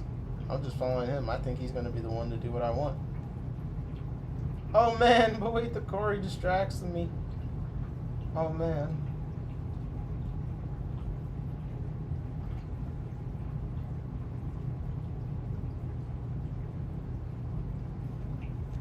Yeah, I'd like to set up some more 20 longs. I set up some more 20 longs. I probably put them in one. But alright guys, it's been a good stream. I appreciate you. I'm gonna head out. I'm gonna try and get stuff done. George said he's gonna do... Oh, what's up, Corey? Yeah, Corey's another friend that's abandoned me, never gonna come on stream again. Holy... Yo, Corey and Jody, what happened? What happened to us? Yo, I'm gonna head out. I hope you guys have been enjoying the... Look, I've been posting a lot more recently, okay? Don't tell me what you want to see from me because I'm probably going to let you down. But I'm hoping to post another video before the end of the month. Oh, I see. I hop on, you hop off. Bro, I've been here for like 3 hours and 30 minutes. George is inviting everyone to a stream, so check out George. He's doing a stream after this. But I've been posting a lot more. I'm hoping to post another video. I did my video about the isopods. I'm trying to finish a video that's about fish, okay? And yeah, I'm trying to do at least 2 videos a month. I cut up the video a little bit into some shorts. I'm messing around with that. Oh shit, look at that. We hit 2,000 subscribers while it's on stream. Come on, baby. Yo, Mr. T. Come on. Yo, we coming different right now. Hold up. Hold up. Do you know who I am? At 3 days stint, I'm starting the clips channel. I gotta go post some videos on that. It's gonna be In My Tanks Clipped. Okay? In My Tanks Clipped. That's gonna be the channel. I don't see it popping up. And it's kind of be like clips of the live streams. Maybe I'll post some random stuff there that's, you know, unrelated to live streams. But like I want to do, every time I do like a specific topic, I want to have like that as its own video on this channel. Everyone said congrats on the 2K. Come on, let's go. Hardest working. Honestly, I just had to make another video. If I make videos consistently, we'll hit our goal. And my goal is to hit 10,000 subscribers this year. I think if we just post consistently, that should be very easy. The moment I post another video, like we hit 2K. Too easy, you know? what has it been, 6 months? But I'm gonna do this clips page, so like the live streams, I'm gonna cut it into subjects and upload it on here. So I've been practicing that with the time codes. Another vid later tonight. Doubtful I'll get it done that fast, but so yeah, that's gonna be the clips channel. I don't know. I made the profile picture part of the meme people were posting in the Discord earlier. One sec, I'll try to find the actual meme. 1 second. I'm actually just gonna. I was kind of trolling as I was setting up the channel, but maybe I'll post that. We'll see if it does anything. Like, I'm trying to get like Florina. You know what I'm saying? You know what I'm saying? I gotta hit my workouts, and like we'll run this. We'll run a new one. We'll run a new one again. Okay, but this is gonna be the profile picture. Building my, like, this is totally about the fish. All right, come on. But yeah, so I'm gonna post stuff from the streams by topic as our own video over here, and maybe I'll do some random other stuff. We'll find out. Another live later tonight. Probably not, because I'll probably work on the video and other stuff I need to do in the fish room. But we'll be live tomorrow with the new arrivals and whatnot, and then we'll be live on Saturday, hopefully. That depends on if my guest comes through. I might have a guest Saturday at like 7:30 p.m. EST, and if I do, then I'll be live Saturday for sure. But right, I'm headed out. Social media, of course, will work. Well, see, look, in the quarter, it's got the fish tool, so I figure it's not really clickbait. Like, you can tell it's fish related, right? Like, you look at this, you're like, this is a fish related thing. You know what I'm saying? Johnny Best said, hardest working fish streamer. Let's go. George said, I am your guest. George, you only show up at the end of the streams. I don't know if I could trust you to be on time to be a guest. Like, thanks for the stream. All right, take it easy. Listen, we're hardest working fish stream by far. It's not even close. But hardest working fish tuber, we're very far down the ring on.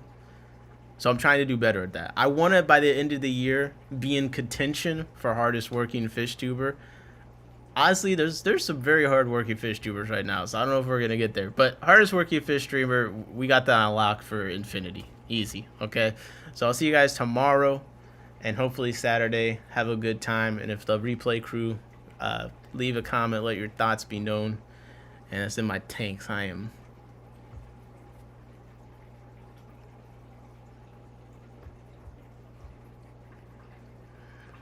All my life, they trying to get me down. All this time, never thought I would make it out. I'm out.